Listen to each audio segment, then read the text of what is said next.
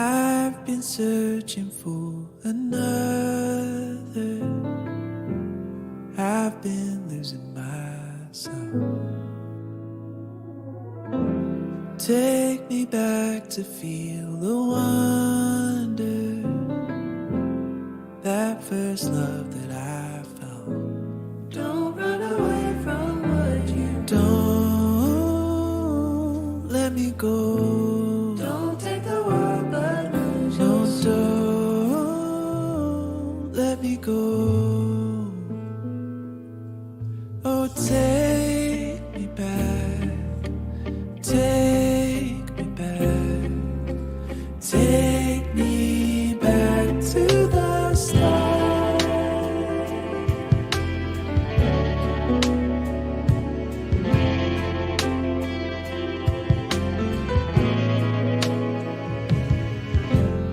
Everything is temporary,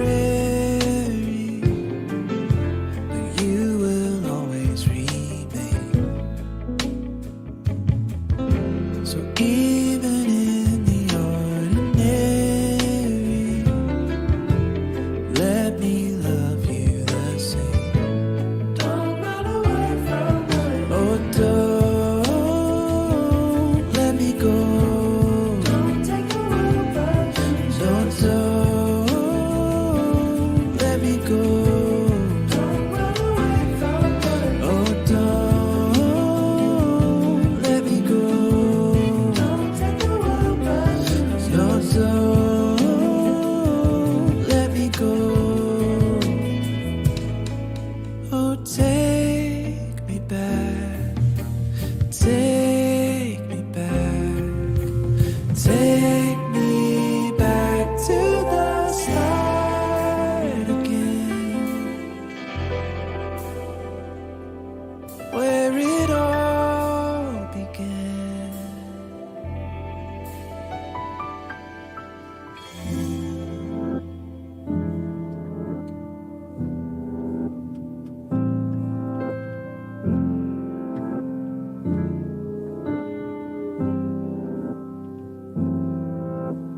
All this time I've drifted far away, looking for meaning in this broken world. And all this time it felt like such a waste, looking for someone who knows my heart. But I find that I'm just a lost soul without you in my life. So help me find a way back to you. Help me find a way to you. Yeah, I'd leave it all for you.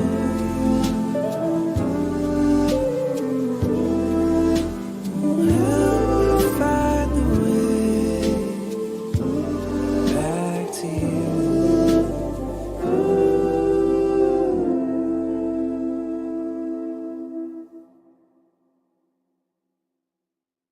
Tonight on Connected the Culture. Trump knows what he's doing.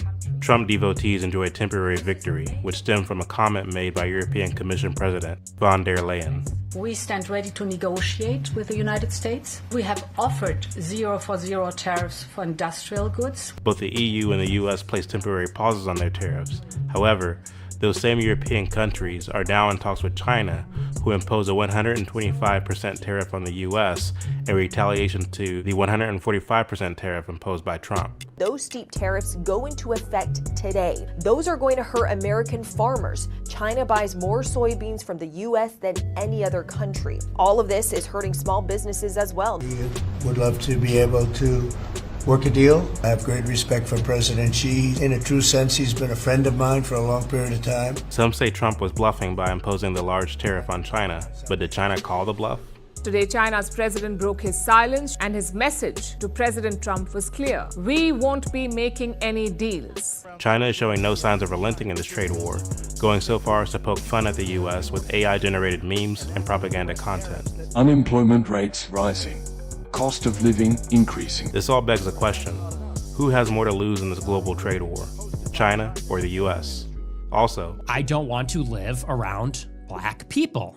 Nick Fuentes and Jason Whitlock go head-to-head over race. People like Jason Whitlock say the problem with these black adolescents is the culture. This week, Fuentes echoed the age-old eugenicist talking point of genetics-based race hierarchy. Everybody knows it's genetic. In response to Nick's comments, Whitlock questioned Nick's faith. If God said the world was ruled by skin color and race, he would have put it in the Bible. But that's not what he put in the Bible. Nick's emotional response to Whitlock's criticism called into question Whitlock's credibility. Hey, Jason, you're a token. You are in conservative media as a black guy that can confer upon white people the dignity of not being called a racist for having their views. This evening, we will get into the details of why this discussion matters, right now on Cutting Through the Culture.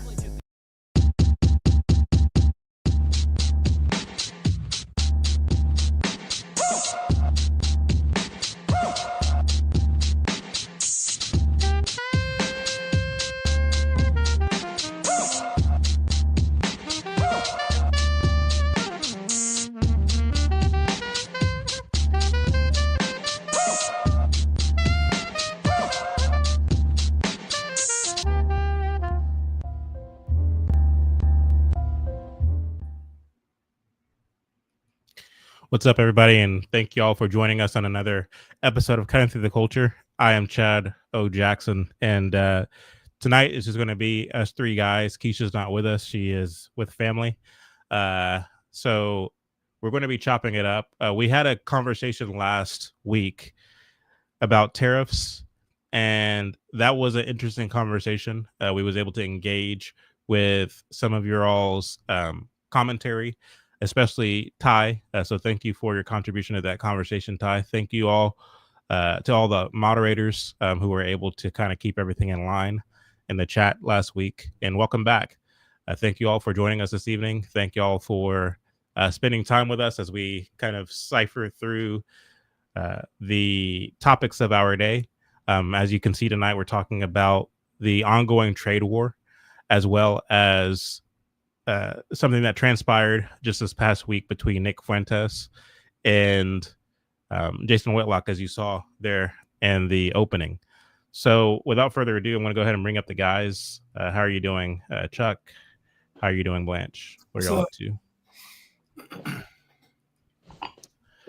So I know you're just itching to get into this conversation, Chuck, after last week. Either that or you're super done with it. Yeah, man, listen. I'm kind of. I wish I could be done with it, but it looks like the powers that be. It looks like they won't let me. So yeah, here I am once again. Yeah. So let's get into it, man. I don't consider this to be a new show. However, what we've done historically on this show is look more so at American history and how American history has shaped modern American culture and modern American politics. But when it comes to the fact that we have someone in office, Donald Trump, who all three of us voted for, and I wouldn't have had it any other way considering what our options were. It's necessary to give praise and honor to whom honor and praise is due, but it's also necessary to criticize and to ask questions. Because if we're not asking questions, then what are we? And as we addressed a few episodes ago, I think it was maybe even last week, there is this kind of faction that exists that wants to demonize you just for asking questions, just for criticizing, just for not necessarily agreeing with some of the things that the Trump administration is doing, because we're supposed to believe that Trump himself is esoteric in what he's doing, that he knows everything and that he knows the way, and we should just follow him. We should just shut up and follow him. And if we criticize him, then we're actually running point for the quote unquote other side. This is the narrative, at least as it is presented. But we are cutting through the culture, and so what are we doing if we're not cutting through the culture? If we're not cutting through the nuances and trying to figure out what's really going on? So, so for that reason, again, since the tariff war is raging, I think it's only necessary for us to talk about the events as they unfolded this week, because today looks different than it did last Sunday, for better or for worse. What are you up to, Blanche? Nothing, man. Just chilling. I guess this week has been about tariffs, the Frisco stabbing, and I guess somebody sent me a Jason Whitlock video with him and Nick Fuentes, but it had Maj Toure hosting it, so I couldn't even couldn't get through it. About 2 minutes, I stopped listening to it, but so I don't even really know what their beef is about. I wish they had just sent me the clips of Jason and Nick Fuentes by themselves. But yeah, I mean, I don't know, man. I think that these are exciting times. Things are getting shaken up. We hope it's for the better. We hope it's not for the worse. China seems to be not budging. Trump said he was going to meet with China, and he said it's going to be hopeful. I don't know. He said hope it's going to be positive. So I don't know. But yeah, he said, Xi Jinping and I go way back. We've been friends for a very long time. Yeah. And then Xi Jinping said, "I'm not interested in a meeting with you." Right. And you have to laugh to keep from crying, just because it's like, I mean, I get it, and I made this point to Brandon Tatum, because he made a comment that the grown men are just going to let Trump do what we elected Trump to do. And my response was, well, is there no room for grown men to be critical, based upon the fact that historically tariffs have proven not to be a good thing for our economy? I mean, we can, sure look at the way in which, and I made this point last week, the threat of tariffs have called certain countries to comply, to fall in line, but that can only get you so far, because what if a country calls your bluff? And that seems to be what China is doing. And again, that begs the question: who has the most to lose? Who has the most to lose? And that's the question that I'm putting to you, Chuck and Blanche, because like when you look at the difference between our country and China's, there's a lot of difference. For one, China is an explicitly communist country. For two, they have a president who have made himself president for life. Whereas in our country, Trump is only there for the next, less than 4 years. And we don't know what's going to happen afterwards. It can go to the Democrats. It can go to somebody who continues Trump's brand of politics, or it can be someone who completely shifts the way we go about things. And so, when it comes to the fact that we as Americans are more dependent on Chinese products than Chinese people are on our products, there's just too many factors to consider, to where it doesn't really look promising. The outcome doesn't really look promising, especially if Xi Jinping and company are not willing to play ball. And so, as much as I want to give the Trump devotees the benefit of the doubt, in their blind trust of Trump, I have to ask these questions, because I don't see the light at the end of the tunnel as far as this trade war is concerned. Go ahead. Uh, I mean, I think, without going line for line, just completely walking through, I will say, generally speaking, I mean, we have some advantages. They have some advantages. I mean, the fact that, we are still, or at least relatively speaking, a more open country. I mean, we democratically elect our representatives. China, not so much, and so they can have a more long-term game plan because it is a dictatorial, a totalitarian state, and so there's that. China is, it's a massive country, well over 1 billion people, but their economy is still about 2/3, and that might be being generous, the size of ours. The United States, we have a way about ourselves in terms of allowing for our talent, our talent pool, our citizens to to shine and to come forth.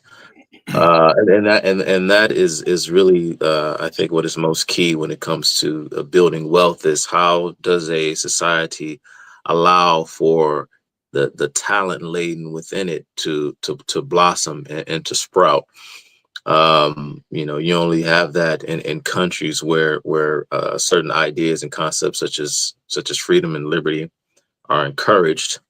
You don't have that in China. But again, you also have, and this is that's why I say it's a bit difficult, because you've gone back to the good old days, of Harry Kissinger, who kind of had this bright idea of sort of introducing China into the international community, of course, during the height of global tensions between the Soviet Union and the United States.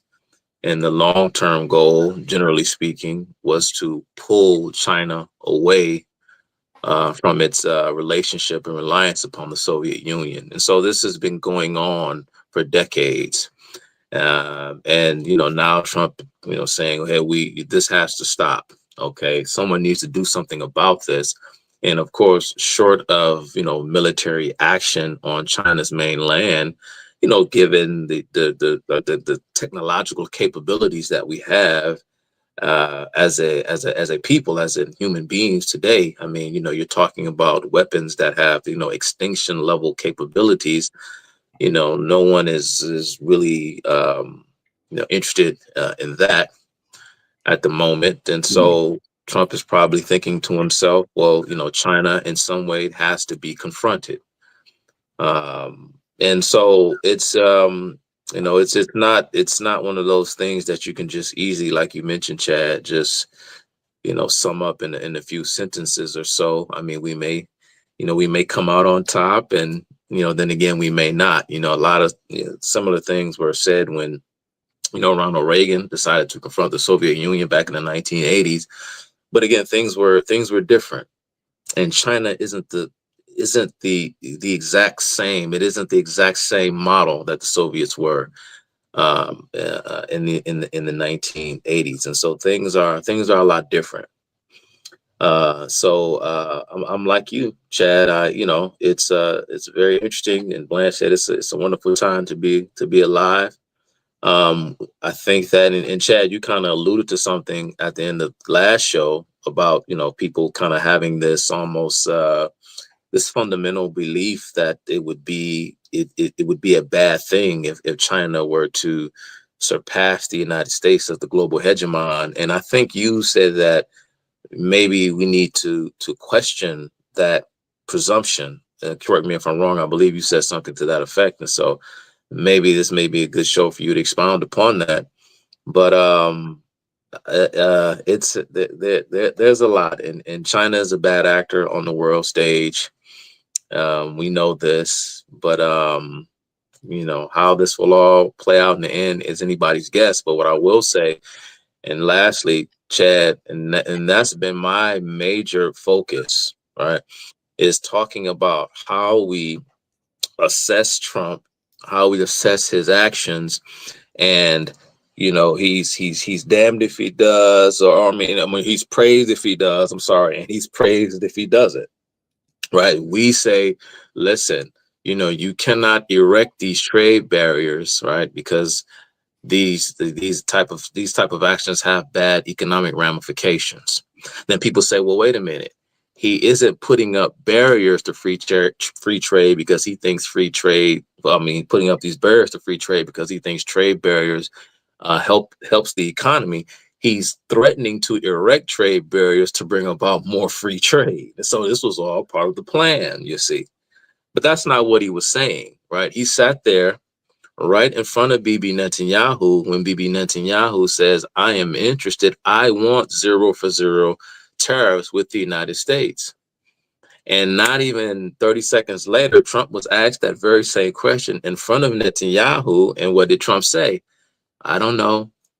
We may go forward, we may stop, we may not, but the tariffs are going forward. The tariffs are moving forward. And then all of a sudden, it has been announced that there's been a 90-day pause because so many countries have come to the negotiating table. Once I heard 50, now I'm hearing there's 75 countries that want to negotiate new trade deals. Well, how long do you think that takes? You know, when you're talking about, and this is what, again, this idea of economic populism or populism in general is about a total political and economic restructuring. And these kinds of things take time, you know, and I don't think anybody knows or has any real confidence in what is actually going on. And this is why I said last week, I said what I said, why the markets were responding the way they were responding, because no one really knows what President Trump is doing. And this is why, you know, I say, Chad, and I champion your point 100%, that there's too much of this everything that Donald Trump does turns to gold mentality, where, again, we're not even allowed to say, you know, well, wait a minute, right? Because he paused the tariffs. You see, I told you that was the plan all along. None of us know that. None of us really knows that. None of us knows Trump. None of us talks to his advisors, anyone close within his inner circle. We can say that, but we don't know that. You don't know what Donald Trump is really thinking. So that's a huge part of the problem for me. I'm saying, well, Trump is a free trader, because he wants to lower taxes and shrink the size of the government and deregulate. And the tariffs are simply just deployed to bring other countries to the negotiating table. Again, you know, we'll see. We'll see what happens. But it's a lot. It's a lot there. Yeah. I You mean, were I saying liken it something, to, Chad, but you were muted when you were saying something. well, I was just saying, like, you know, I watch the propaganda on television that is pro-Trump, and therefore I believe everything he's saying, and I believe that everything he's doing is good. I mean, we know that Trump, and of course I'm being sarcastic, we know that Trump is a self-promoter. We know that he's really good at it. We know that he's a really good marketer and self-promoter. And the fact is, I think people were afraid of politics as usual. People were afraid of the establishment. Not afraid, but people were tired, I should say, of the establishment. And here came Trump as a outsider, and he was better than the other options. He was certainly better than Hillary and Biden and Kamala. And you know, but the fact is, he talked about tariffs on the campaign trail. I mean, it's not something that just kind of snuck up on us. We kind of knew that the benefits as well as the detriments that we were getting with a Trump. And the fact is, we are in a free country, and we have the ability, we should have the ability and the freedom to speak our opinion. I just think it's very ironic that the same people who claim to be free speech, who claim to be, you know, their diversity of opinion, want to come after you to the extent that you utilize that voice, that First Amendment right that you have, to say, I don't agree with this this move that Trump is this direction that he's going in when it comes specifically to this. And I understand. I mean, there's some very smart people who are making who are advocating in favor of what Trump is doing as far as the tariffs are concerned. And my thing on that is, I don't want to redo last show, but my thing on that is, if your thing is manufacturing, there's other ways to do it. You know, there's other ways to try to encourage manufacturing in the United States, and that's just deregulation, and that's detaxation on many things here domestically. You want to try to make America as business friendly as possible, not by forcing business owners to have no other option, but by making it more desirable for them to do business in America. That's the way that you do it. It's the same reason why you would move to Dallas, Texas, as opposed to Austin, Texas. It's easier to do work in, you know, as a business owner and as an entrepreneur in Dallas and Austin, because in Dallas they've taken more measures to make the city more business and entrepreneurial friendly than in Austin. And it hasn't always been that way. It used to be Austin. And so that's the point that I'm making. You try to make it to where it's more desirable to stay versus trying to make it to where there's these kind of soft punishments if you were to leave, or if you were to and we, you know, truth be told, we saw FDR doing the same thing, right? Doing all these moves and these schemes to threaten businesses if they thought about leaving. So not only was he kind of spewing and spouting this whole tax the rich narrative and rhetoric that we see AOC and Bernie Sanders doing, at the same time, to the extent that there were concerns that, well, all they're going to do is leave, all they're going to do is up and go. He tried implementing measures that threatened them if they did try to leave. So basically you're enslaving the business producing element of our society, and that's no way to run a open society, a free country, by any stretch of the imagination. Blanche, I want to hear your thoughts. So the question about who gets affected more, America or China, I would say that America does, because the way we live over here is a lot more free than China, and our lifestyle is a lot different than whatever the government gives them. They're going to take it.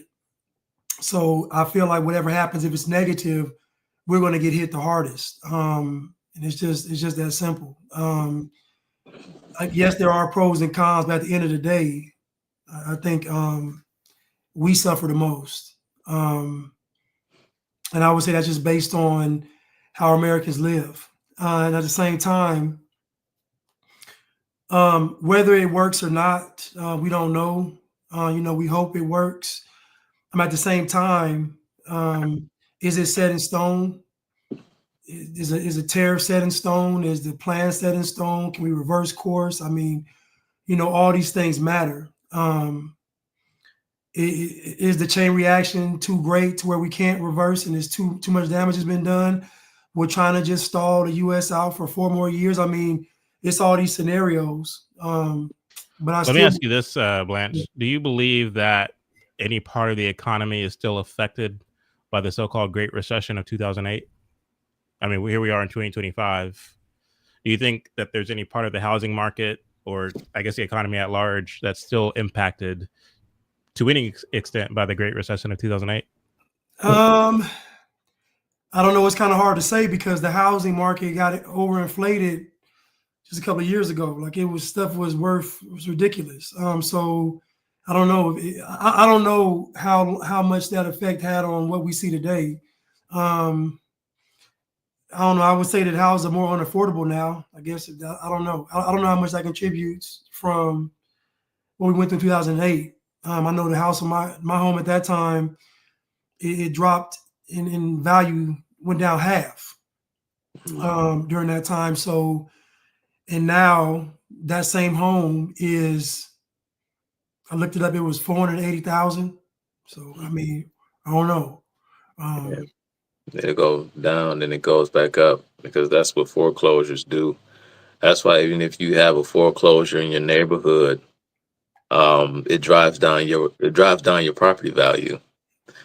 And I know we're not talking about housing, but I just threw that in there as an aside, because when you had these wave of foreclosures during the housing crisis, then people could purchase homes for dirt cheap. But then, of course, they said, well, the whole goal, the push, we want to get, deserving people who are being discriminated against by a racist housing market. We want to get them into homes. But then when homes became more affordable after the wave of foreclosures, then the government immediately reversed course and talked about implementing policies that would prevent lenders from seizing collateral, right? So they wanted to block people, they wanted to keep people in their homes because, of course, people were being thrown out of their homes because lenders, preyed upon their ignorance when it came to finance and credit and all these other things. These very same bad government actors were forcing lenders to extend credit to people who didn't deserve it. And because lenders know what they're doing, and they've always known what they were doing. But, the government, they have a vision, and they're going to implement it. Blanche, you said something. You said that China's government, whatever they give, their people are going to take it. And we here in the United States, we still are able to dissent. We're still able to disagree. This is why I laugh when you look at the way the stock market took a drastic dip. You see how there was a reaction, and then all of a sudden, again, Trump pauses the tariffs, and in order to maintain Donald Trump's ironclad persona, right, his John Wayne sheriff-like reputation, it was he was just checking you. I was just seeing if you was good. It's like, oh, I don't know. Maybe Donald Trump maybe he got a reaction and he didn't expect. And perhaps he was responding to public outcry from people the likes of myself who were like, no, this has to stop. And he stopped it, to his credit. But it's just funny for all the people who think that they undoubtedly know why he did it.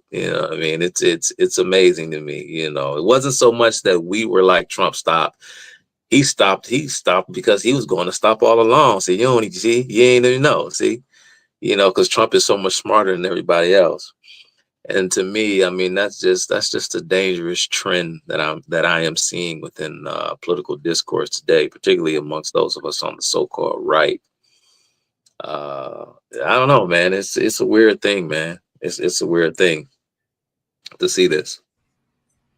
But I think it's still leverage, it's still, and at the end of the day, people, they bluff, they call bluffs, they see what they can get away with, they see what you're gonna go. Like it's how business works. It's just, what can I get away with? Can I get you to take the bad deal? Can I get you to this happens all the time. We're just seeing on a global scale. You mentioned, right.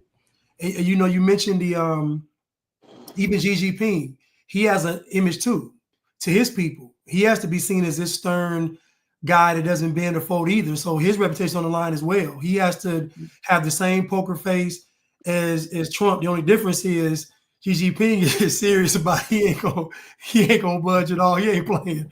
He not pump fake at all. People suffer. He be like, so what? But I just want to say something about the housing market here in Atlanta. I know that back during that time, like 06, 05, 06, 07, 08, when 05 and 06, 07, I'm gonna just say this. You all's complaints about redlining is over, because I saw Black folks getting mansions and they worked at the grocery store. So I don't want to hear nothing else about no redlining, because y'all made up for it 1,000-fold during the 2000s.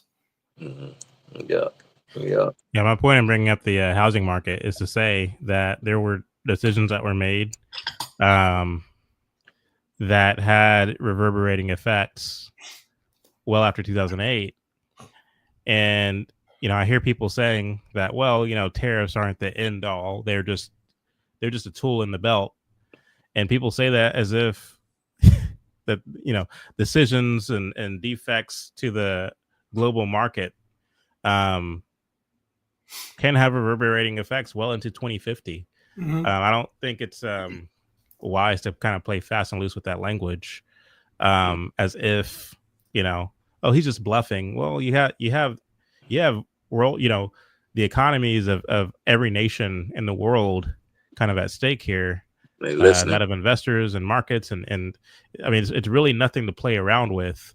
And I get it, change is different, but the fact is, like, I think you can't really blame us for being a bit skittish, because there's a lot going on in the world, and Blanche, you know this better than I do, when it comes to this desire to restructure society. We see it with the World Economic Forum. We see it with, a lot of these, I hate to say it this way, but secret societies and societies that are not so secret, who are wanting to basically reset and restructure the society. They want to kind of usher us into a kind of new world, as it were. And when you see some of the things that Trump is doing, and you're aware of that backdrop, it does make you wonder, is he a friend or is he a foe? Mm-hmm. And there's a lot of people who will say he's a friend because I like him, because I voted for him, because he's a Republican. I'm not so willing to go there. I'm not so willing to join you under that tent. I voted for Trump because I liked him better than Kamala. If there was an election tomorrow, I would still vote for him over whatever Democrat they put up, Cory Booker, Gavin Newsom, whomever. However, some of the things and decisions that he makes are questionable to me as a student of history. I'm not an economist by any stretch of the imagination, but I know enough about the economy to not be completely on board with some of the economic decisions that he's making. And as a Christian, he's putting people like Paula White in charge of his, his executive faith office. It's like, there's just things that Trump is doing that I'm like, I don't know about that Trump. But anyway. Yeah, man. I mean, just and that's all. And I think I said as much last week. People say, well, you got to let it play out. Well, we don't have a choice. We're going to do that anyway. Right. So, yeah. And after Trump, after his term is over, and we'll move on, and, it'll be on to the next person. We don't have a choice but to do that. But like you mentioned, Chad, you said, you're not an economist by any stretch of the imagination. So when you have, the world's greatest living economist, arguably, certainly one of the greatest living economists in the United States, and that is Dr. Thomas Sowell, when he comes out and says, quote, this could potentially be a ruinous decision, what Trump is doing, people ought to listen. People ought to listen. When you just up and can jump on the internet or wherever you like to have these sorts of conversations and stick your chest out so boldly and say or imply with your stance that someone like Dr. Thomas Sowell doesn't know what he's talking about, well then, hey man, go with God, man. I mean, good luck with that. Good luck with that. Tariffs are again, they're ruinous to an economy, and I'm not one to sit up and try and judge President Trump's actions and whatnot, because I don't have the ability to read his mind. We like to think of him as a free trader, because that's what we are here on the right. We conservatives and libertarians, that's what we are. But of course, that wasn't the case with Hoover. Bush wasn't as conservative as we would have liked, and we can go on and on and on. Eisenhower wasn't as conservative probably as we would have liked, and so there are a lot of people. And so the thing about it is, I think again, we just don't really know. But we don't have a choice but to let things play out. That's just the way it is, but we're free to have these conversations. That's all. I said, I'm not running around saying, oh, it's over, I hate Trump, I wish I would have never voted, I regret ever voting for him, screw him. No, I'm not of that opinion at all. Still confident, still glad I voted for him. And let's just watch it play out. But it's a very, very, very, very dangerous proposition, I will say, when you want to roll out these indiscriminate, massive tariffs on the rest of the world, because the rest of the world isn't treating us fairly. I don't sit up here and say, well, no, Trump is playing 4D chess. I'm going to believe in what he's not saying. No, I'm gonna take him at his word. I'm gonna take him at face value for what he says, because I'm not in the business of trying to play these games. And like you mentioned, Chad, The market hears, the markets, they react. And it's what I said last week. People cut off the flow, and I'm not talking about the Fed per se, but just investors more generally speaking. They clamp down on their property when they do not know what the rules of the game are. That's it. That's it. People want to hold on to their things. I agree. So there's a comment. I'm trying to find it here, but I'm not seeing it anywhere. But it's not so much what I'm about to say is not so much against the person who commented it. It's just kind of me addressing something that I often see anytime someone like me makes an observation or a criticism of something Trump said or did. And that is, you know, you can't let the good be the enemy of the perfect. Trump is not Jesus. You got to let him work. You got to let him do his thing. And basically just this constant impulse that people kind of spew out, I guess, as a knee-jerk reaction anytime they hear conservative criticism of Trump. And my question for those of you who partake in that kind of engagement or that feedback is, you know, what's the use in that? How is what you're saying useful? What is your point in saying that? Is it that you don't wish to hear any criticism of Trump coming from conservatives?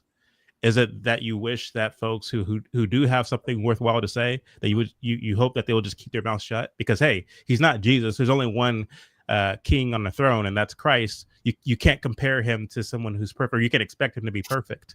What usefulness is there in saying such a thing? Because it seems to me that what you are asking for is just this kind of blind loyalty, this kind of blind, yes, Trump, you're right. We're just going to, you know, let you do what you want to do. We're going to hold our tongue to the extent that we don't agree with this or that, and just let the chips fall where they may. Is that what you envision when it comes to this side of the so-called aisle? Genuine question. Yeah. Genuine question. Like, is there no room at all for dialogue, for criticism? Like, what usefulness is there of saying that? Yeah. Genuine question. Right. And this is a perfect example, too, guys. I thought about something else that I heard Donald Trump say, and I came out on this platform and said I don't like that. When Donald Trump, this is why when people are just so sure that this is just a tactic Trump is using to bring about more free trade. This is why I'm not so 100% sure that that is the case, not simply because I can't read minds, as I keep saying, but because of some of the other inconsistent statements that he has made. For example, when he talked about putting a cap on interest rates that credit card companies charge people who they extend credit to, because the credit card companies were taking advantage of people because their interest rates were too high. And I was like, wait a minute. Now, when Kamala Harris came out and when she was talking about going after landlords for price gouging or whatever the case, your local grocer price gouging and these kinds of things, we said, now, no, you can't set prices. That's socialism. Well, what do you think an interest rate is, ladies and gentlemen? An interest rate is a price. That's the price you pay for money. The reason why credit card companies charge an astronomically high, relatively speaking, interest rate is because the credit that they extend you is not backed by a security instrument.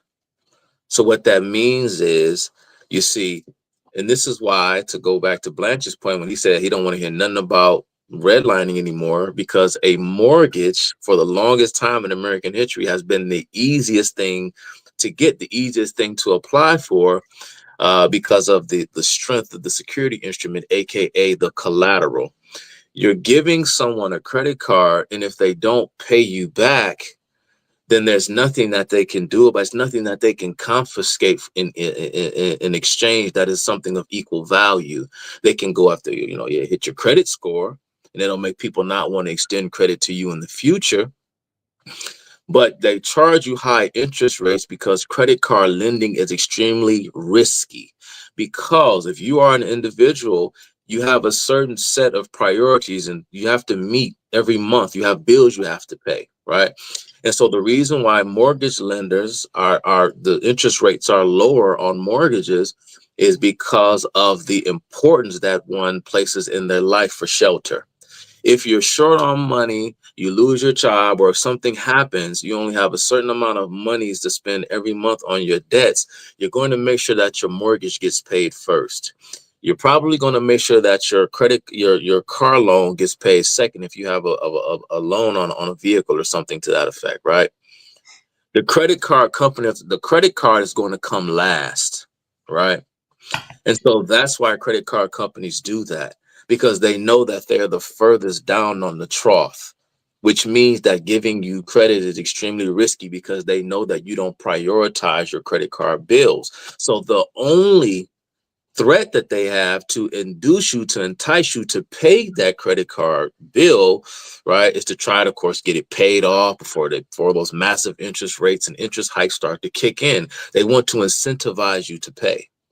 So if Donald Trump comes out and he says that they are getting over on people, we want to lower these interest rates, guess what's going to happen? You don't create more of the thing. It's the same thing when you implement rent controls. You may implement rent controls. You could try to implement controls on medical services, healthcare quotas, and so on and so forth. They think that because people can afford it, if I put a cap on it, then that means more people will have access to it because more people can afford it. But the only way to lower prices and to give more people access to the thing is you have to create more of the thing. Putting a cap on a price does not create more of the thing. It actually creates less of the thing, because credit card companies are going to say, you know what, we can't charge the amount of interest that we want to charge. We will just get out of the business. We just won't give credit to as many people as we used to give credit to, because now you've made it more risky, because now, right, you're telling me that I can't use that inducement, which is that interest rate, in order to get people to pay. And so when people talk about what Trump is inevitably a free trader, what do tariffs have to do with credit card rates, Chad? I asked. Someone do tell. Why would he say that? Oh, Donald Trump is not a protectionist. He doesn't have any socialist strains in the way in which he thinks. Well, why would he bring up this issue of credit card rates if that were the case? I'll rest my case. I don't even want to talk about it. There you go. Real quick before Blanche chimes in. So Keisha, where you at, Keisha? Come here.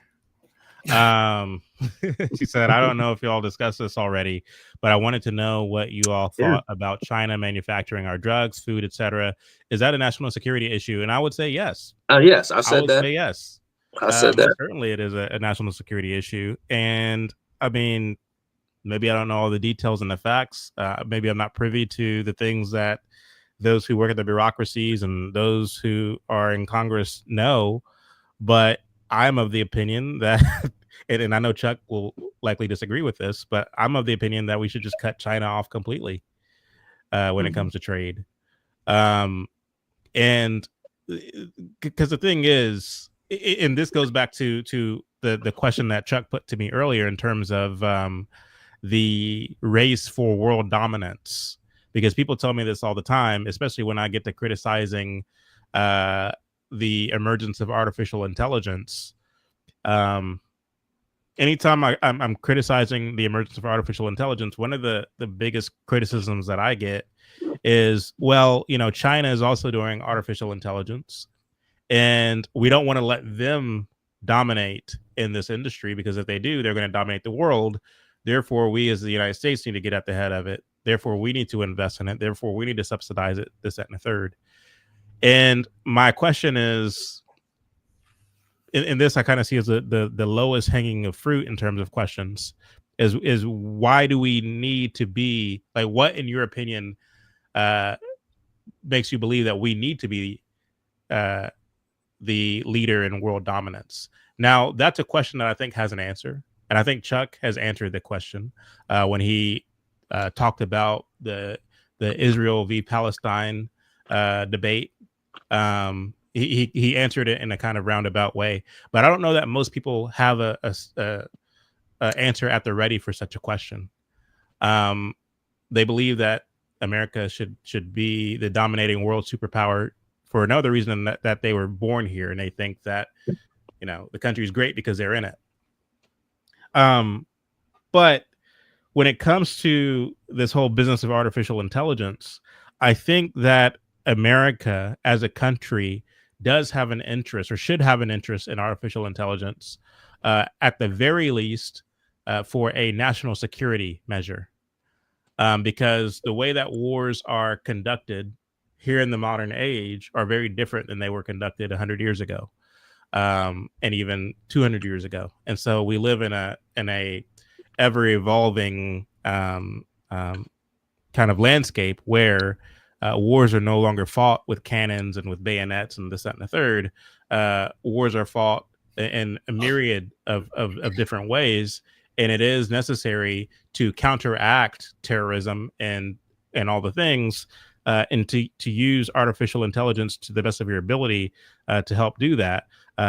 But what we see happening is way more than the national security. What we see happening is them trying to integrate artificial intelligence for the quote unquote ease of life. And that is what I have a problem with, from a philosophical basis, from a theological basis, and for just from a societal basis. Imagine people being displaced as far as work is concerned because of the emergence of robots and artificial intelligence. What does that do to a society where the majority of the society suddenly finds themselves without work?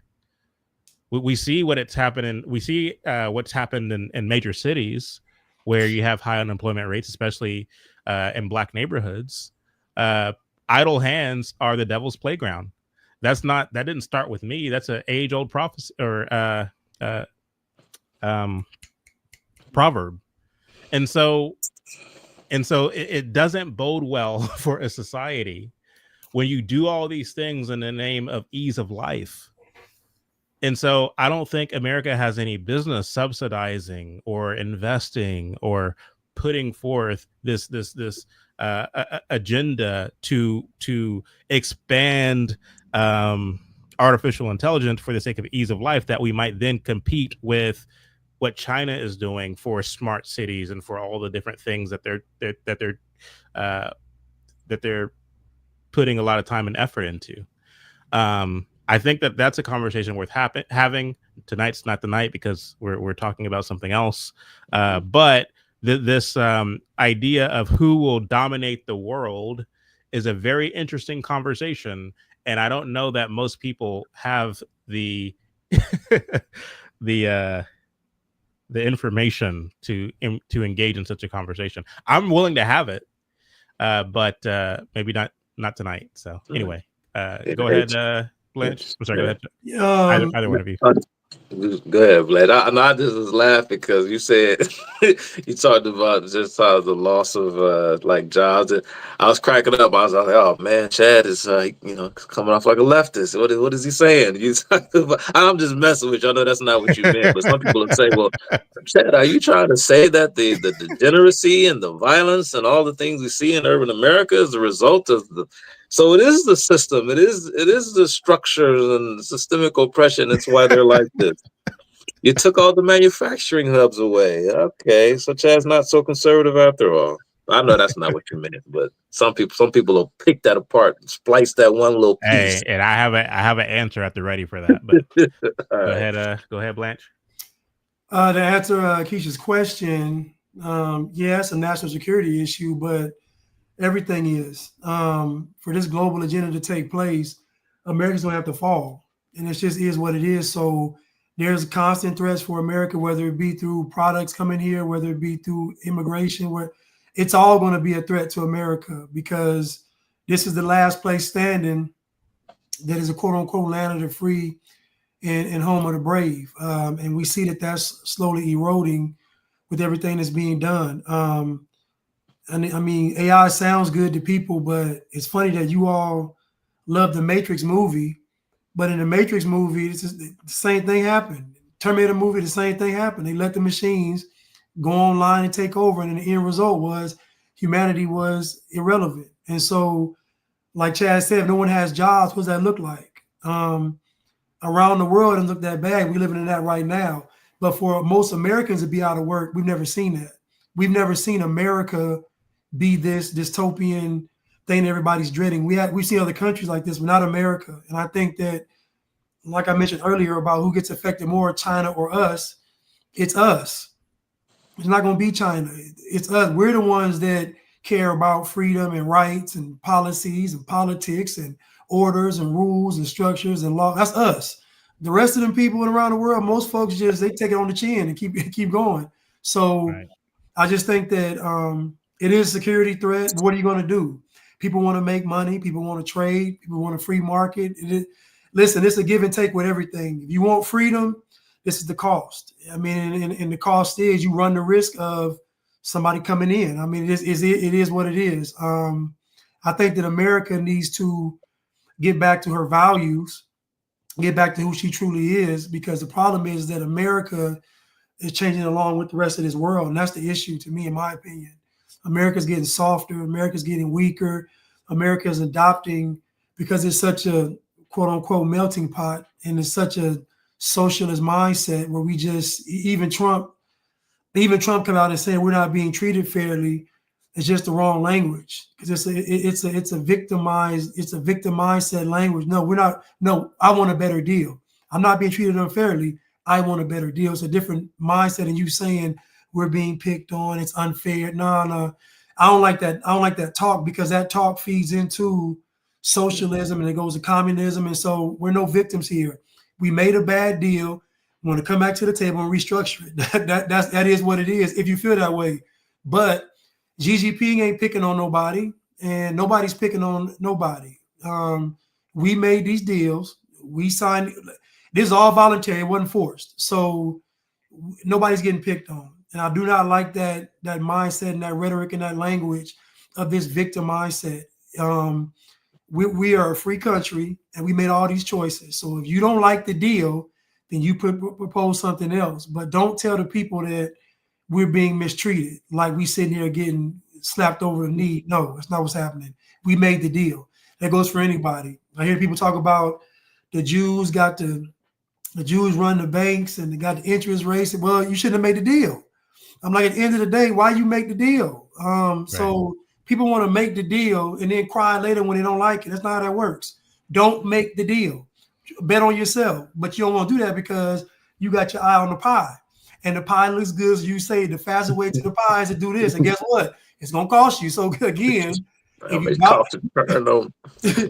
nigga pies into right, my life. Instead of white on pies into a nigga pie. White on the pies into nigga pie. And guess what?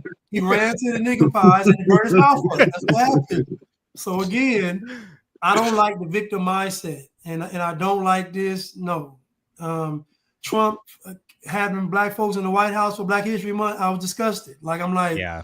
You know, I went through there with ICE. Get him out of here. Especially when homeboy got up there trying to sound like Martin Luther King. Yeah, that was terrible. Yeah, that's another example of just things that I don't like the way both political parties. And if you want to say, well, Trump is the embodiment of the Republican Party as it stands today, well, then I don't like a lot of the pandering that Donald Trump does to Black grievance, because he does it. He does it a lot, and I don't like it. I don't like it one bit. You know, and even the right though, even to say, even the language of the left has taken over America. Everything that happened was voluntary. Nobody forced none of this to happen. Whatever you see today, we agreed to this. At the end of the day, nobody's a victim. And nobody's getting picked on. No. If you want stuff to get right, guess what you got to do? you got to take action to get it back right. But I don't like the victim mindset at all. No, you're right. It's funny, Lance, because I said verbatim. I was texting Chad. We and I were texting back and forth. It was like the day after Trump went up there with his big board and he was going through listen. And I said, man, if we don't get out of this mindset, of this resentment and bitterness and this feeling that, like you mentioned, we're being taken advantage of and being put upon.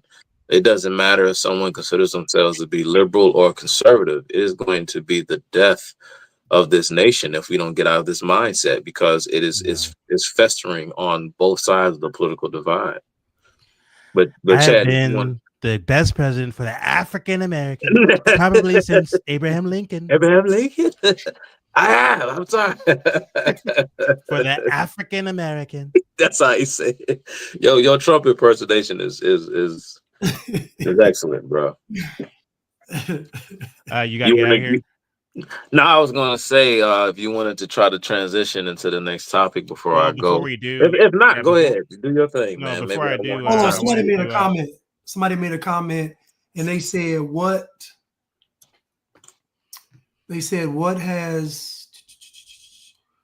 pandering?" This is funny. What pandering does Trump and the right do for Black grievance? Well, I just said it. I do. Like I said, we mentioned Trump. We would do it. Need we bring up your favorite senator, Chad, Mr. Tim Scott? Oh Lord. Oh, hello.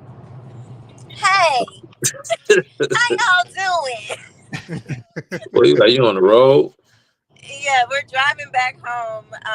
Hey everybody, Victoria was like, "Why don't you just join the show?" Just yeah, man, don't encourage that. Don't encourage that ratchet intro to come up. Don't encourage we keep it real here. We keep it real. Don't encourage that. I'm trying to type. Okay, let me just say this. I feel for y'all typing in the actual app. That thing, the auto correction is horrid. Okay, I was saying all kind of stuff. It took me back to put that one question in there. Anyway. Well, you are a baby boomer, so that's probably why you were having a senior moment. A baby boomer. She said, "I ain't that old now." Thank you, Chuck. We round about the same. I'm the baby of the crew. The baby of the crew gonna come and on my age. Right. But no, I think y'all are having a great discussion, and everybody's saying like really great things to think about. It's rough to hear Blanche. Blanche is like, send it all to hell. I'm like, but my children. Blanche is like, it's a wrap. I'm like, wait now. But it's true. Like, it's a great point. It is kind of a victim mentality when it's like, oh, this isn't fair. It's not fair. It's not fair. But my question was, I don't know if you saw it, but what about the WTO, the World Trade Organization? So I guess, and y'all correct me if I don't have this right, but it's an organization that we're all a part of that's going to be doing manufacturing or trading or whatever. And China has just been, like, yeah, I know that's what you said, but we're not gonna abide by that. And I know Thomas Sowell himself has talked about how there has to be rules. Basically, how I explain it is, we can't play a game if you're playing by a different set of rules. Like, how are we all supposed to play this game? How does that work? And I hate to use the word fair, but if we're all supposed to be playing this game set by these rules, and we have somebody who wants to play the game, but they want to play by their own rule book, like, how do we do with that? What do we do with that? Yeah. Well, so, in a lot of these measures were, you saw a lot of these international bodies spring up after the end of the Second World War. And the ideological premise was that the West, and more specifically the United States, we had been not so much getting over on everyone, but we had been at the forefront for far too long. And so, when you hear the left starts talking about such things as, equitable outcomes, this is the prevailing ideology inside of institutions like the World Trade Organization, like the United Nations, whatnot. It's an institution like the United Nations. As a matter of fact, a lot of its the way it was structured, a lot of the early architects of the United Nations were in fact communists and were legitimate members of the Communist Party during that time. And so a lot of these ideas were that, hey, the United States, and I hate to sound again like to say, well, the United States is getting a raw deal. But again, a lot of these trade restrictions were imposed upon us and not so much China and some other countries because they had this vision of having all of the country, the same way in which we talk about racial disparities within the United States or disparities along a myriad of other lines. This was the same attitude that they had, even on a global scale. And so, to your point, Keisha, no one for the longest time has been putting the screws to China and asking them to, to pretty much cease and desist with the IP theft and in the currency manipulation and the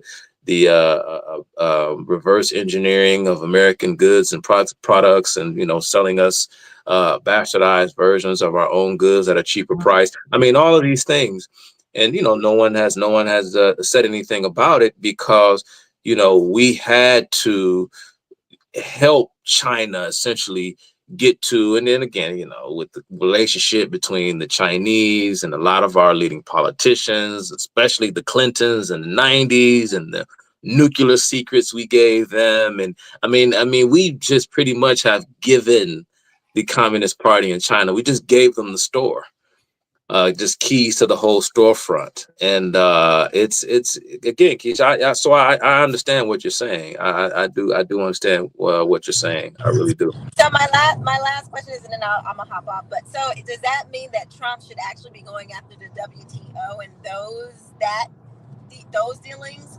Well, I know it's a group, so how do you actually do that? But I guess my question is his focus, is his target the wrong thing? Is China the wrong target? Should it be kind of the group overall? Well, but I'm gonna get back, think, y'all. Hopefully y'all will still be talking when I get home. But okay, all right.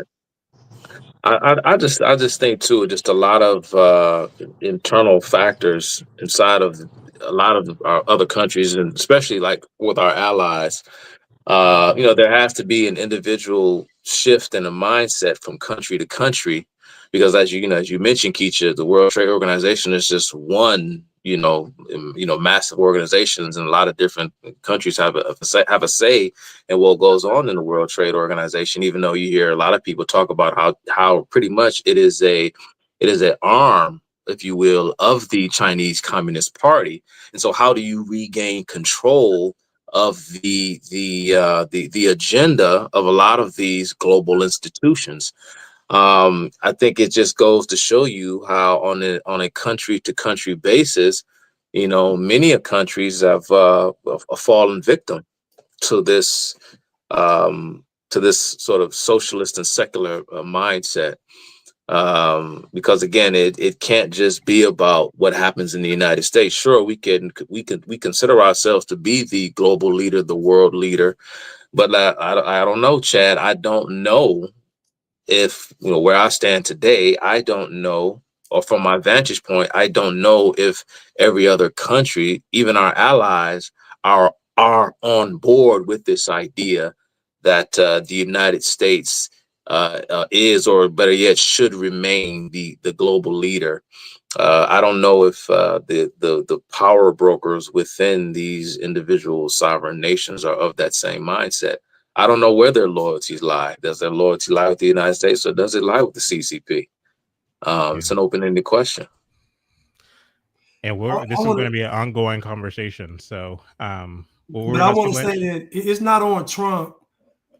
All the pressure is on Trump to hold China accountable. That's on everybody part of NTO. So that's not his job. So that's my point. Yeah, they're supposed to be the ones reprimanding China for not following the rules. That's not what Trump's supposed to be doing. So that's on them. And if, again, y'all got to, make a tough decision. Do they need to play by the rules or not? It's up to them. Like, do they or no? So I think they scared of China, to be honest with you. Yeah. That was my point. All right, so we're going to switch gears here. You got to go, Chuck, or you're going to stick around? No, I'll stick about 15 more minutes. I'll stick around. I wonder if Whitlock is still in here because he said he. Oh, Jason was in a comment? Yeah. In the chat? It's on the screen. Oh, yeah. Okay.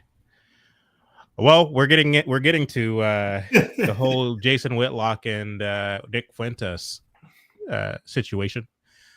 So, you've heard us on the show talk a number of times about the whole eugenicist movement in the 19th and 20th century and how this was a big component of the so-called progressives, the leftists. Of course, Margaret Sanger and others were part of this movement, including W.E.B. Du Bois was part of the eugenicist movement. And it's interesting because when you see this certain faction of self-proclaimed conservatives today who are speaking the same rhetoric when it comes to this notion that blacks are genetically inferior. They can't help it. They're just black. Again, they are touting left-wing talking points from a century ago. In fact, I've quoted this book before on this channel, Men versus the Man. This is a debate between H.L. Mencken and Robert Lamont, who was a socialist. And there's a number of pages in this book dedicated to this whole question of what to do about the Negro. And Robert Lamont, the socialist, is arguing that, well, we should try to give them equity and equality. We should try to basically treat him just like we would treat white folks and basically give him his equal share in the distribution of wealth and things of this nature. And again, you have to keep in mind both Robert Lamont and H.L. Mencken at this point were adherents to this eugenicist kind of science, this eugenicist idea. And he said, and basically Robert Lamont is making the point of, like, we treat our animals, we treat our pets with dignity and with care. And sure, the Negro is beneath us, but we should treat him in a humane way. Whereas H.L. Mencken, the nihilist, who is, by the way, celebrated by many civil rights activists today on account of the fact that he was a kind of advisor to the early leaders of the NAACP. Mm-hmm. He's saying that we should treat many of the Negro loafers in the same way that we would treat a parasite, that we should exterminate them. And again, this was the language of H.L. Mencken. And so, this is the eugenicist movement. Of course, Margaret Sanger, the most famous among them, went on to found Planned Parenthood, which is responsible for the murder of millions of babies since 1973. And so it's just, to me, ironic that you have these so-called white nationalists, these self-proclaimed white nationalists, who are touting the same kind of talking points from these progressive liberal eugenicists. So anyway, Jason Whitlock, when it comes to race, has been known to bring it back to culture and a problem with the culture, black culture, as we have done on a number of occasions on this show. And as the story went, Nick Fuentes called out Jason Whitlock on Twitter, not by name, but basically calling out this idea of, you have these black conservatives who point to the culture, and you have these black liberals that point to systemic racism, and both of them are wrong. It's genetics. So here's what that looks like. I'm going to play a bit of that clip. If I can find it. Where'd it go? Here it goes. I don't want to live around black people. I'm getting really sick and tired of white people and black people blaming everything other than black people. So I said that last week, and this black conservative commentator from The Blaze, a former sports commentator named Jason Whitlock, replied to my monologue, and he called me a heretic, which I didn't appreciate. People like Jason Whitlock say The problem with YNs, young black men, these black adolescents, they say the problem with them is the culture. It's the rap music made them this way. How many times are we going to hear this one? The glorification of gangster culture made them this way. Rap music made them this way. Tupac made them this way. The media made them this way. Jews made them that. People blame the Jews now. They blame the rich. They say the rich are dividing the white and the black people. Always excuses. And I said on Friday and I said today, I'm really getting sick and tired of hearing that because we all know it's not true. The common denominator is race. For all of these conservatives that say it's the black culture, why don't white people? Why don't you see white male teenagers stabbing and shooting and carjacking and taking over the city? Why don't you see that? Do white people not listen to rap music? And there is a minority of people who say, well, the Jews made black culture. Candace Owens says the Jews made black culture this way. Everybody knows it's genetic. We are different.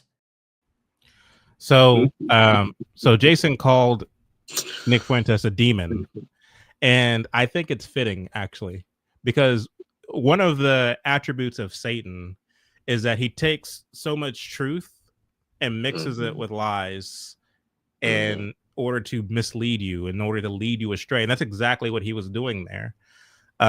There's some things that Nick Fuentes was saying that is true, but to bring everything back to this notion that it's genetic is a flat out lie. And at first, and we'll get to Jason Whitlock's response here in a moment. And I want to hear what Blanche and Chuck's, response to what Nick just said as well. But one of the things that Jason said when I was watching his rebuttal is that, it's okay if you talk about me. It's okay if you talk about black people even. I have a problem when you lie on Jesus. I have a problem when you lie on Christianity. And at first I was a bit puzzled by Jason saying that in particular. But I thought about it and I realized what Jason was talking about, and he actually hit it on the nose, especially as I listened to him explain it more. And we'll get to that in a moment. But first, I wanted to hear your all's response to what you just heard. Well, yeah, I just briefly say before I go, sorry I haven't missed out on the second half of the show. It's funny that he talked about he said Candace Owens' name because when he was giving these excuses for why black people are the way they are, and he was running down the list, I was thinking to myself, I don't know if I listen to a lot of Jason Whitlock's content. I'm not omnipresent, so I miss some things, but I don't know if Jason Whitlock has really ever kind of made that the foundation of his assessment. I don't know if many serious conservatives that have said that. I'm sure some have, but in the back of my mind, I'm like, yeah, those are all of the excuses that your one-time ally, Nick Fuentes, Candace Owens, has said on numerous occasions. And that's why I was laughing. But then he ended up admitting it and he said her name. I thought that was kind of funny. But yeah, the fact that anybody can take Nick Fuentes and particularly that take, how anyone could take that take seriously, it's comical. Just a brief, I mean, you don't even have to go through just a long spread of time, space, and look throughout history to try and figure out if what Nick Fuentes says is true. In fact, you could just do a quick cursory overview of the 20th century to see that is not in fact the case, because for all of the things that you want to point out in terms of, black folks and our, our social ills and our social pathologies and whatnot. Of course, there were times during the 20th century where, for example, if crime is the metric, crime rates in certain black communities were lower than they were in white communities. Again, you can just look at the 20th century just for evidence of this.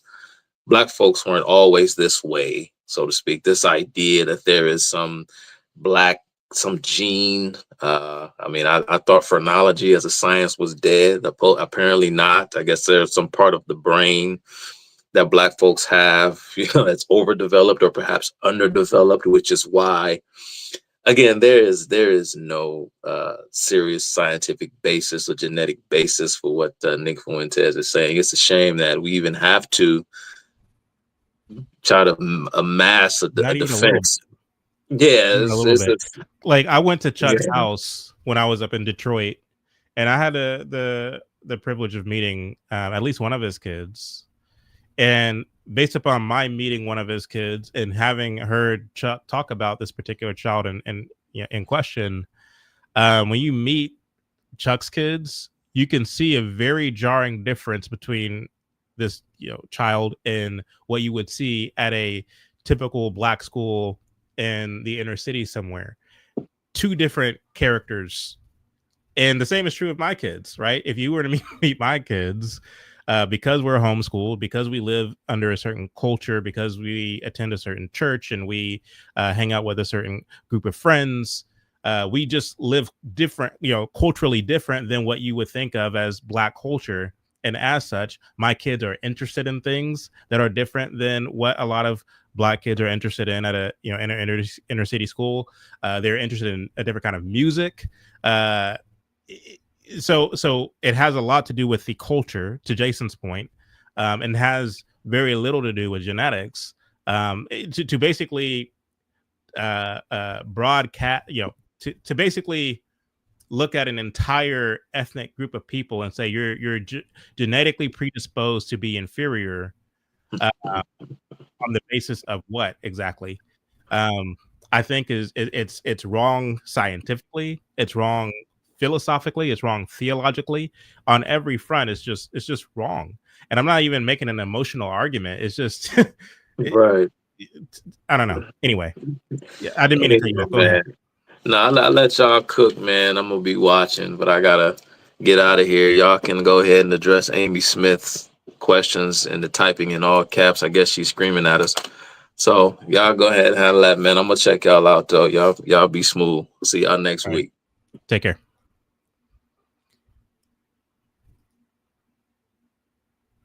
Go ahead, Blanche. You're muted, by the way.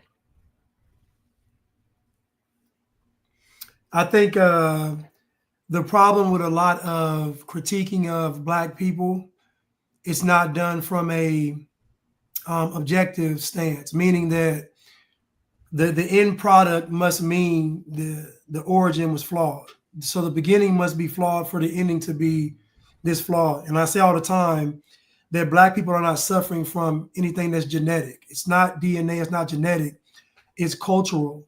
But what Nick Fuentes does not understand is that black culture is not just something that was created, but black culture is something that's supported by mainstream culture. So mainstream culture does not support degenerate culture in other groups of people, but it supports it in black people. So you think about it, the foundation of black culture is propaganda behind slavery in America, race relations in America. So the foundation of what black culture is rooted in history books, is rooted in what we call great scholars, is rooted in movements, is rooted in. So what he doesn't understand is that black culture is unique, that it's actually a part of American culture, meaning it's founded in it. So that means black culture is a lot more powerful and influential than any other culture is, because black culture is seen in movies, it's seen on television, it's seen in music, it's seen everywhere, billboards, magazines, schools, wherever you look, there's some aspect of black culture being promoted. So that gives the average black person the notion that this culture is not only okay, not only that it's good, but it's actually the hierarchy of cultures, because they see their culture represented everywhere else. And then on top of that, Chad, you look outside of this country and people are emulating black culture. Right. So black culture. North Korea, or not, I'm sorry, South Korea. Yes. And all over the place, Japan. Yes. Yeah. China, parts of China. So again, black culture isn't just quote unquote a culture. It is literally a global phenomenon. And I don't think people have actually dug into it and studied it to see how powerful it actually is. So what Nick is leaving out is, imagine that person, and we've seen this, we've seen proof of this. If you take any person that's not black and you raise them in Black culture, they turn out the same way. If what he's saying is true, then that means I could take a child that's not Black. I could take a white child, Asian child, Jewish child, whatever child. I could raise them around Black culture and they will still come out without any effects of Black culture. And it's not true. We see it every day. We see what happens when folks grow up around Black people because it's cultural, it's not genetic. And so I think what Nick Fuentes is doing is that he knows that a lot of his followers aren't the sharpest knives in the drawer. So he has to give them a message that doesn't require too much critical thinking. It doesn't require. Jason told him, like, you know what you're doing. Like, you know exactly what you're doing. Right. And we know what he's doing because we know his audience is just looking for, what we call like baby food. Not a steak and potatoes, but, just mushed up stuff they can just take down. And so to me, what Nick is not being honest with is how powerful Black culture is. And honestly, I don't think he knows. I don't even think he even sees how Black culture is represented globally. I don't think he even sees it. Anytime you can have a Black Lives Matter movement in America and the entire planet is protesting George Floyd, that lets you know how powerful the culture is because everybody's in on it. And so I just think that Nick Fuentes is being very disingenuous. I get his point to a point, but I also say it's disingenuous because you know good and well that this stuff isn't racial. Like, this, you know, it's not about race. Right. Now, whether he can articulate culture, I don't know, Chad, but he knows it's not race. He knows that. And this goes back to like what I was talking about earlier. This is what gets me about this whole race debate, because I don't like it when Black folks do it, the so-called pro-Blacks, or what you call the you don't call them the bliggities. Yeah, you do call them the bliggities, Blanche. But then you see it on the other side too with some of these white folks who say who sit up there on a podcast. That's what they do for a living. They podcast. Like they do this every day. Like I do it once a week because I have a real job. Yeah. And so too does Blanche have a real job. But the thing is, you have people who don't do anything but talk for a living, but yet they have the nerve and the audacity to talk about how they as a race is superior. Well, you didn't put in on that. Show me one building that you built. Show me one show me one thing that you've done infrastructurally to help civilization. You haven't done any of that. You're living vicariously through the work of someone else, right? And you're claiming to be on the team just because you happen to share the same complexion. That is asinine to me. I'm not going to claim, the achievements of somebody Black for no other reason than I'm Black. That's stupid. That's absolutely 100% foolish. And then, you have people in our comment section right now, our chat right now, who are upset that Jason called Nick a demon. Well, that's exactly what Nick was being. Even Jesus. What did Jesus tell Peter? Get behind me, Satan. It's like, Jesus even called, I think, the Pharisees a brood of vipers, right? And so, am I saying that I'm Jesus or Jason is Jesus? No, but I'm saying if the language fits, then use it. Nick was being a demon insofar that he was mixing so much truth with so much lie, and he was trying to Jason's point, get you to lean into Nick's understanding and not what the Bible was preaching. Mm-hmm. So with that being said, let's play a little bit of what Jason's response was to Nick. If God said the world was ruled by skin color and race, he would have put it in the Bible. But that's not what he put in the Bible. So your claim is inconsistent with the word of God, the foundation of truth, while you're claiming Christ and while you're getting other people to think they're following Christ by following you as you lead them into a burning pit of hell by removing them from biblical truth to rely on your understanding. And what the Bible is a historic account of different groups of people falling into pagan cultures It's a repeat of that on a loop.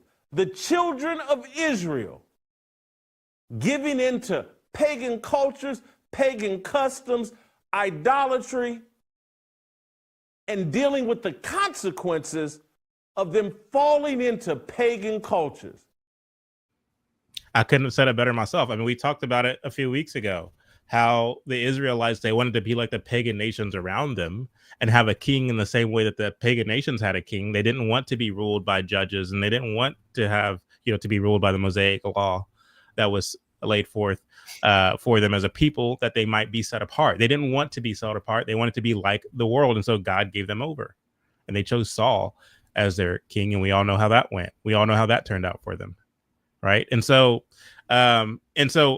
again, Jason's absolutely right. We can look at the Old Testament, and we can even look at aspects of the New Testament of time and again, God's people giving way to depravity, who are falling in. I mean, Solomon, right, the wisest king who ever lived, took wives and concubines who were not, followers of God, and that turned out very badly for him. And so even when you look at that, it's not so much about race, it's about being a people set apart for God, right? It's about being his remnant. But we know that there is not any kind of claim to a kind of inheritance by virtue of being born with a certain skin complexion, because we know that the cross makes available that gift of the gospel to all people of all tribes, tongues, nations, so on and so forth. Right? We know that in Christ there's no longer slave nor free, Jew nor Gentile, male nor female, for we are all one in Christ Jesus. And so what that means is, God's remnant is made up of all who cling to Christ. Right. And so we do see in the Old Testament a people that was set apart, because it was from these people that the Messiah would come. And once that Messiah came from the line of David, lived a perfect life, preached a perfect message, took on death and rose again and ascended. Again, he made this gift available for all who will cling to him, irrespective of Jew, Gentile, or whatever the case may be. And so this notion that a lot of people have, where they fixate on race, and my race is superior to you and you're genetically inferior to me, it's all hogwash and poppycock, as far as I'm concerned, as far as the Bible is concerned. And so Jason is absolutely right when he points this out. Like, no, you're trying to get people to lean into your understanding of things. This kind of new age philosophy, right? The Bible says, don't be taken captive by hollow and deceptive philosophies. That is exactly what Nick is buying into. He's buying into eugenic science when he claims that, the whole genetic thing. Yeah. Right. This kind of new thought. That's what it used to be called, new thought. And we talk about this in my upcoming documentary, where you had the publication of Karl Marx and Friedrich Engels' Communist Manifesto, and you also had released or published there in London Darwin's On the Origin of Species, right? And so what those two publications did is it gave way to this new thought, and it came, of course, after the Enlightenment era in France in the 1700s. So in the 1700s, you had the Enlightenment, and then in the century after, you had this new thought manifesting by way of Marxism and of Darwinian evolution. And this caused a kind of cataclysmic shift in the civilized world, insofar that you see this kind of pulling away from God and this kind of embracing of this kind of modern and eventually postmodern way of thought, way of thinking. And so many people who call themselves conservatives today have a lot of that feeding into the way that they see the world. They have very little gospel, very little Bible, and a whole lot of new thought shaping how they see the world. Go ahead, Blanche. And I would like to also say that the way Nick Fuentes is talking is no different than Farrakhan has been talking, Elijah Muhammad, any prominent Black leader has been talking about Black people being superior to white people. So what he's saying isn't any more wrong than what we've heard our entire lives from the folks that Black people hold up. And we can't admit this. I don't think the majority of white people put Nick Fuentes on a pedestal. The majority of Black folks put Farrakhan on a pedestal. The majority of Black people put people that say these things about white people on a pedestal. And then again, this goes back to culture. Some folks in here are defending Nick Fuentes, saying we got his comments taken out of context. I'm gonna just say this. What he said was that Black people are genetically inferior, specifically with their thinking in their mind. So they're mentally inferior. This is what he said. I don't know how I misinterpreted that, or we misinterpreted that, but that's what he said, that Black people are inferior. And so I challenge that, because I don't believe that any group is inferior. I believe that if you put any person and you raise them in Black culture, they're going to be the same way. Like it's not a racial thing. And again, China Mac. I mean, like, what are we talking about? Again, Chad, I don't think people understand. Didn't China Mac? He's an Asian who literally went to prison for selling drugs, committing violence. This is an Asian guy, right? Asians are at the top of the food chain, according to Nick Fuentes' math. Right there behind whites. But yet, growing up in a certain culture, partaking in a certain lifestyle that is pertinent to said culture, ended China Mac in prison. Yet you don't want me to believe it's culture, that it's genetics. If anything, China Mac, growing up in that culture, should have said, well, you know what? I'm not going to go to the Freaknik. I'm not going to, participate in selling drugs. I'm going to study, because that's what we as Asians do. It's just kind of in my genes. That's what should have happened, according to Nick Fuentes' math. What are we talking about? What's funny about China Mac is that China Mac didn't even grow up fully. So in other words, China Mac was raised the right way. Obviously, he's raised with his family tradition and values, even to the point where China Mac was selling drugs. He couldn't even sell drugs in the Chinese neighborhood. He had to go to the Black people's neighborhood to sell drugs. So he makes a distinction between the two cultures. So even him being half Black culture and half Chinese culture got him 10 years in prison. So imagine if he was full 100% in Black culture, he'd have been dead. What I'm saying is that I don't think we give enough credit to not only who created this thing called Black culture, who keeps it going, but just how powerful it is. And I would eventually say this, Chad, it's more spiritual as a culture than all the other cultures. And I say this because everybody's in on it.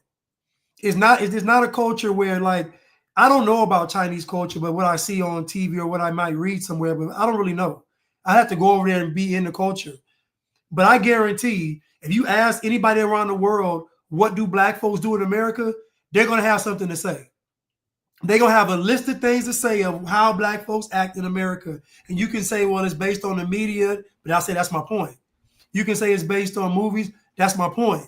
You can say whatever you say is based on, that's my point, is that Black culture is spread around the world. And I said this, it was called Black Lives Matter Global Network. I said, think about the title of the organization. It's a global network for a reason, because they want everybody to be Black. And it's not because it's a flex. Yeah. Not a flex. So let's see. Diamone Waymer. Hopefully I'm pronouncing that right. Said Nick Fuentes is a Fed. Blanche, did you know, and I didn't know this until I actually watched Jason's show. Did you know that on January 6th, you had Nick Fuentes out there with a bullhorn, basically saying we should go into the Capitol building. The police are retreating. Don't give up. Hold the line. Enter the building now. Like, basically out there just encouraging people to go into the building. And then, of course, you had all these people who did enter the building get arrested and spend 3 years in prison. And Nick Fuentes went untouched. Right. And so that to me is very fishy. That to me is very peculiar. How is it that you had all these people who were unjustly thrown into prison, And as far as the Biden administration is concerned, they wanted to throw away the key. Right. Meanwhile, Nick Fuentes went unscathed. Am I to believe? I don't know. I'm just asking questions. Even the person that led the Utah BLM chapter went to prison for 7 years, and he was in the Capitol. So, but again, Chad, did Nick Fuentes advocate for those that got locked up? Did you see Nick Fuentes saying we got to get them out? Did you see Nick Fuentes campaigning and saying they were unjustly placed in prison? These people deserve to have a trial. Like, did you see Nick Fuentes focusing on the people that went into that Capitol on his suggestion? No.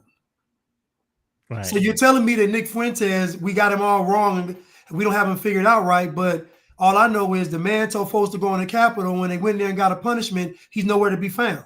Why did he go in? And it's funny that Amy is sitting up here talking about, I'm calling Nick Fuentes a Fed and not giving him a chance to respond. Nick Fuentes goes on, I think he does a show, like a 3-hour show every day. If he wanted to respond, he can. Like, what do you mean not letting him respond? This is a free country. He can respond any way that he can on X. He can respond on his show on Rumble. If he wanted to come on the show right now, I would let him respond. Like, what are you talking about? I think you're just typing just to see yourself type. But let's move on. So basically, here's some more of what Nick Fuentes had to say. There's some more of what Nick Fuentes had to say. You are a token. Hey, Jason, you're a token. You are in conservative media as a black guy that can confer upon white people the dignity of not being called a racist for having their views. That's why you get paid. And that's why I don't, because I didn't have the privilege of being born black. I was born white. So there's a limit on what I can say. There's a limit on what I can say without being penalized in the so-called free marketplace of ideas. And everybody knows it. Everybody knows it. Everybody knows. And everybody's sick of it, especially in the conservative space, that blacks have had it easy. You are playing by a different set of rules, pal. You have training wheels on. You think you've earned it? Everything you have. Take a look around at your studio, your contract, your employees. If you said the stuff that you said as a white person, your ass would be gone. And everybody knows that. Take a good look at everything around you, because you did not compete to get that. You got it because people feel sorry. People don't want to be called racist. They feel sorry. They need a black person to give them credibility. And if you can't see that, then you're just as ignorant as BLM. If you can't see that, if you can't be honest with yourself about that, you're just as ignorant as the marchers. As a matter of fact, you are as ignorant as the marchers. Just another ignorant crybaby. So that's one of the most disingenuous, childish rants I've ever heard. And for me, it's like, where does that even, like, where is that coming from? You know what I mean? Like, you're calling this man a token and a crybaby and all this. I mean, I don't know. Maybe that's his whole spiel. Maybe that's what he does. But, calling Jason Whitlock a crybaby and a token for what? For what? Just because he disagreed with your take that it's due to genetics and not culture? That to me is quite silly, because here's the thing. If you watch Jason Whitlock's show, Jason Whitlock doesn't make any apologies for black culture at all. Mm-hmm. If you watch Blanche's show, Blanche doesn't make any apologies for black culture at all. I sure as heck don't make any apologies for black culture. We criticize it. And we do so with eloquence. We do so from a Christian basis. Right? And because we are doing so from a Christian basis, because we do follow a God that is not a God of confusion, because we do want to see all men come to faith in Christ, we have the spirit of discernment, and we can discern when somebody is saying something that is based on worldly understanding versus someone who is saying something that's based on the truth of God's word. That's what discernment is. If somebody's calling themselves a Christian, but yet they're sitting up there using profane language, saying "f you," I mean, I lost count of the times he said "f you," referring to or directed rather towards Jason Whitlock. Is that Christian language? And so, again, to Jason's point, you're lying on Christ and you're lying on yourself when you call yourself a Christian, because you're certainly not living one. Jesus said that a good tree cannot produce bad fruit and a bad tree cannot not produce good fruit. He also said, what good, he also, called upon his disciples, those who would call him Lord, to be the salt of the earth and the light of the world. And he said, what good is salt if it loses its flavor? It's good for nothing but being trampled under the foot of man.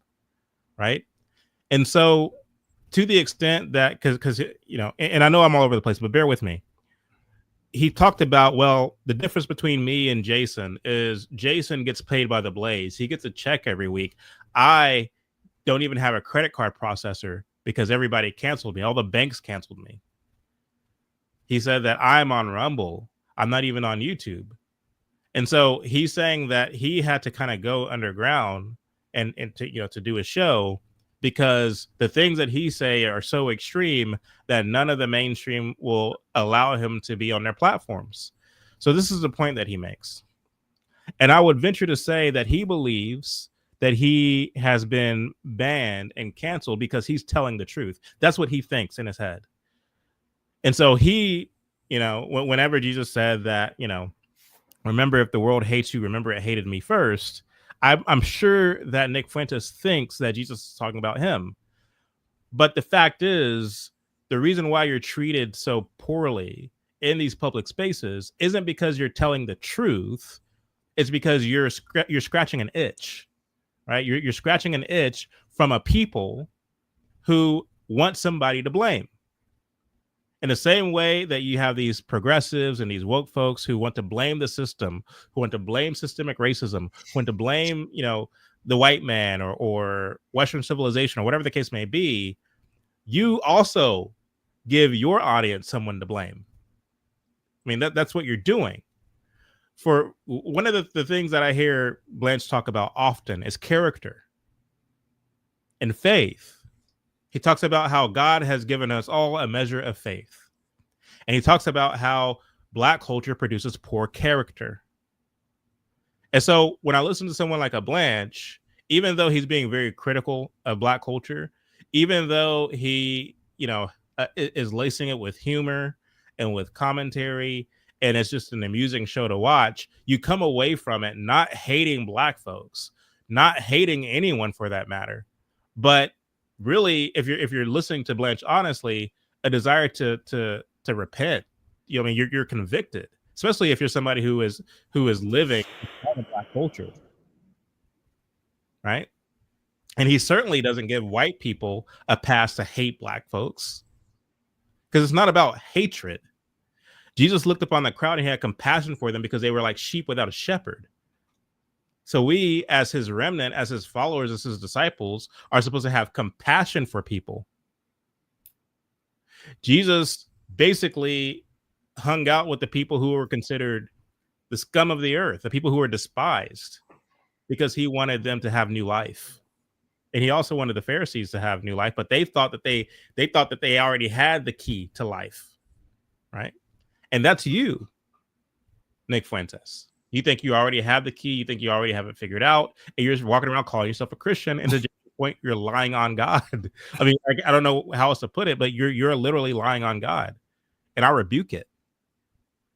I rebuke it. I mean, anyway, there's another point I wanted to make. But I'll say this before I give it back to Blanche. The more I listen to someone like a Nick Fuentes talk, and then when I consider the facts about what happened with January 6th, and when I consider the fact that, again, to Jason's point, that he was basically plastered by the mainstream media, by some mainstream publications, as the kind of rising right-wing star, it does make one wonder, Is this a psyop? Is this a Fed? I had the same questions about Richard Spencer a few years back. And I would put Richard Spencer and Nick Fuentes in that same little boat, that same category. And for me to point this out, or for someone like Jason to point this out, to be met with, oh, you're just a token. You're just a black guy who make white people feel good about themselves. That's not a genuine rebuttal. That's not a genuine response to people noticing that, you know, something's off about you. Because there's a point I wanted to make to that, but I forgot what it was.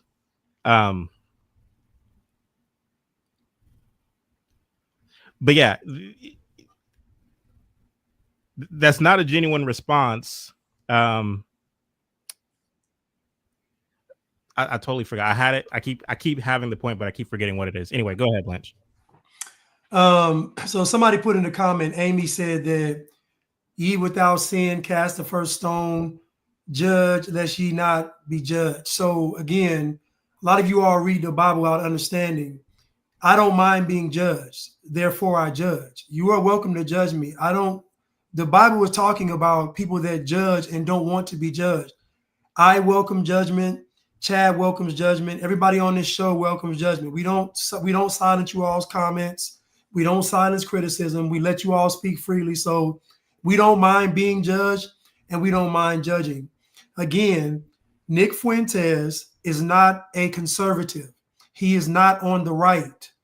Anybody with a victim mentality is a liberal. I don't care how they dress it up. Anybody saying that I'm being picked on, I can't do this, yada, yada, yada, is a liberal. That is beta. Okay. That is beta male behavior. So again, Nick Fuentes, my accounts got canceled. Y'all didn't hear me on there talking about my accounts got, the same thing happened to Nick Fuentes that happened to Kanye happened to me. But guess what I was talking about that it happened? I wasn't talking about the Jews. Guess what I was talking about? Black culture. Right. If you go in the list of all my videos that got flagged and taken down and I got reported for, 99% of them are dealing with me talking about Black culture. So again, I figured out quite early that the issue the machine uses is Black culture. If you think about it, that's the culture that is globally pushed around the planet. It's not Chinese culture. It's not Spanish culture. It's not indigenous culture. It is Black culture. So right. If you think about it, that's what the powers that be are using. So Nick Fuentes can say what he wants to say. At the end of the day, you're saying he's in error. Anybody that says that human beings are genetically inferior is lying on God. Right. And if you're lying on God, then you are signing an application to be a demon. It's just that simple. If you don't want to be called a demon, then don't lie on God. If you lie on God, then you're a demon. It's simple. Right. It's basic math.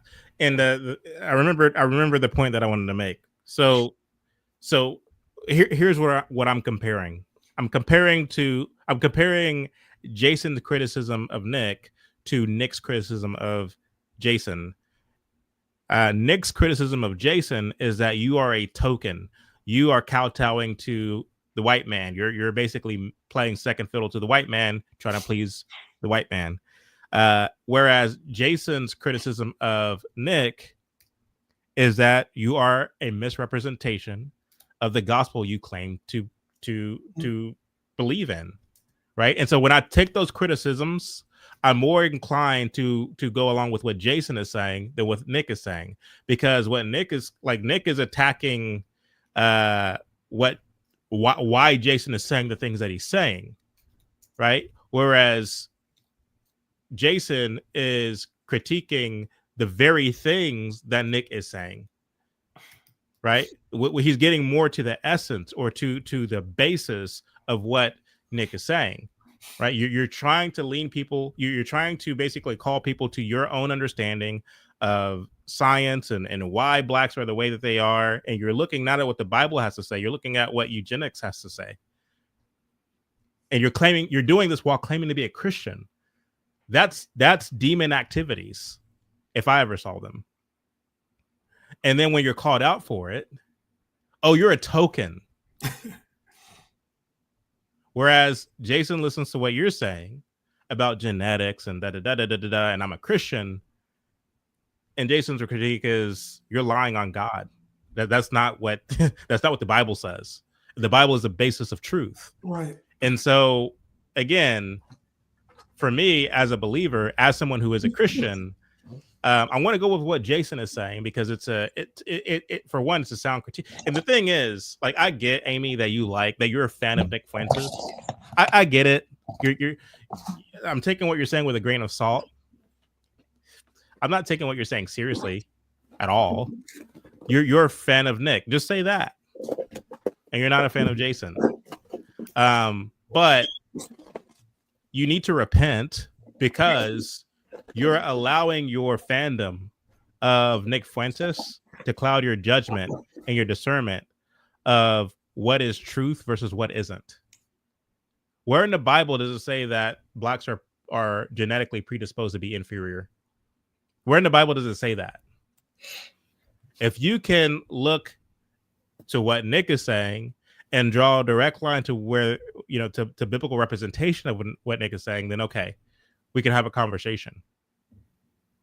But if you like this guy more than the other, and so you're allowing your liking this guy to be the thing that makes you believe that what he's saying is true and what this other guy is saying isn't, then you don't have any basis in this conversation or in this argument.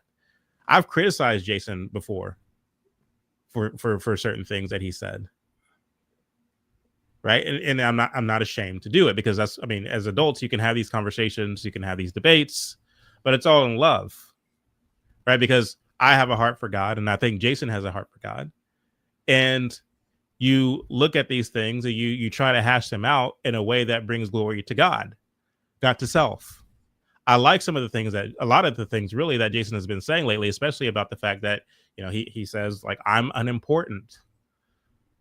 I'm unimportant. You're unimportant. He brings all the glory back to God. I like that. I like to see grown men doing that, especially where you have all this ego and this pride, this kind of puffing up of chests, this egotism that gets us nowhere, because at the end, every knee will bow in heaven, on earth, and under the earth, right? The fact that someone like a Nick Fuentes puts his pride in his skin color, that's demonic. That is demonic. I mean, Keisha, she's up here right now. She can tell you better than I can because God actually spoke to her about doing the same thing. And so for Nick Fuentes, he looked at his race and he's proud of his race. We built civilization. We taught blacks how to read 70 years ago is a joke that he likes to tell. We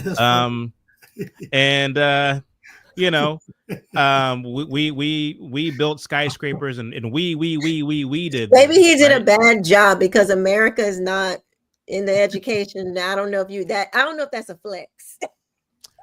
But, he's doing what they did in the Old Testament, putting your pride in your chariots and in your horses and all these things that will all turn to dust. It will all turn to dust. Like, I don't get caught up in these silly debates. Was Jesus black or was he white? Which race is inferior? The blacks or the whites? And Like, I don't get, like, I think that some cultures are more superior to other cultures. Yes. But if we're talking about genetics, no, that's a eugenicist debate. Right. It just is. That's a debate that's predicated on a higher belief in the social sciences, in new thought, than in biblical truth. And I'll leave it there. So are we talking about how Nick Fuentes is racist? You know what? It's so funny when people start talking about skin color because skin doesn't think, it doesn't reason, like when I really started thinking about it and God showing me this, when you think that your melanin level, because I don't know if Nick knows this or whomever, I'm just catching up to some of this, but when you start putting so much stock in the color of your skin, your melanin level. Like everybody has melanin. I hope everybody knows that. We just have different levels of melanin. So when you start touting bigging up yourself because you have less melanin or more melanin, or you really start to put a lot of stock in that, like you've lost the plot. Like you're gone. You're off. Not gone forever, but you're off. And the further you go down that road, the more lost you will be. Like it is such a it's almost like it's like, oh, I have curly hair. Ooh, I'm so great and wonderful. Or I have straight hair. I'm so great. Like it's going in the dirt. It's going in the dirt. And God doesn't care about your melanin count. Satan don't care about your melanin count either. They both are after your soul. Whose soul? Where are you going to give who are you going to give your soul to? The devil will use melanin count and levels to deceive you, to make you think, to puff up yourself, or to think that you've educated all the bliggities or whatever I don't know. I'm just coming in, so I don't know. But like whenever you start to give too much credence to anything outside of God, you off. Like this is the enemy taking you down a bad path. And it's so deceptive. Like the skin color thing is one of those things that is such a subtle thing, because you look in the mirror, I'm black or I'm white or whatever. I see it. I'm in this every day. And these little cultures and subcultures are built around skin color, and all these ideas are, and you really you start to go down the road, and you'll look back and you'll wonder, how did I get here? And you'll find yourself, burning crosses in people's yards and stuff, and you think that that's Christian. Like the devil he is a master deceiver. So Amy said that racist calling other people racist is hilarious. So I guess she thinks that you're a racist, Keisha. And here's the thing. But that's the thing. That's the thing. It's like when it comes to everybody you see up here on this panel, we are very even-handed in our criticisms of the culture, right? And the thing is, most people aren't interested in the nuances of these kinds of conversations. So there's this guy on, I don't know if it's a guy or a girl, but somebody who runs this channel or this account on X called White Ghost, and it's a self-admitted white supremacist, right?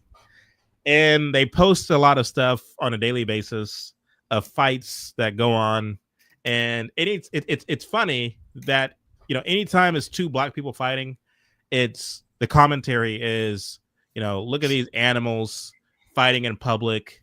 This is black culture. This is what they do, right? So that's the commentary.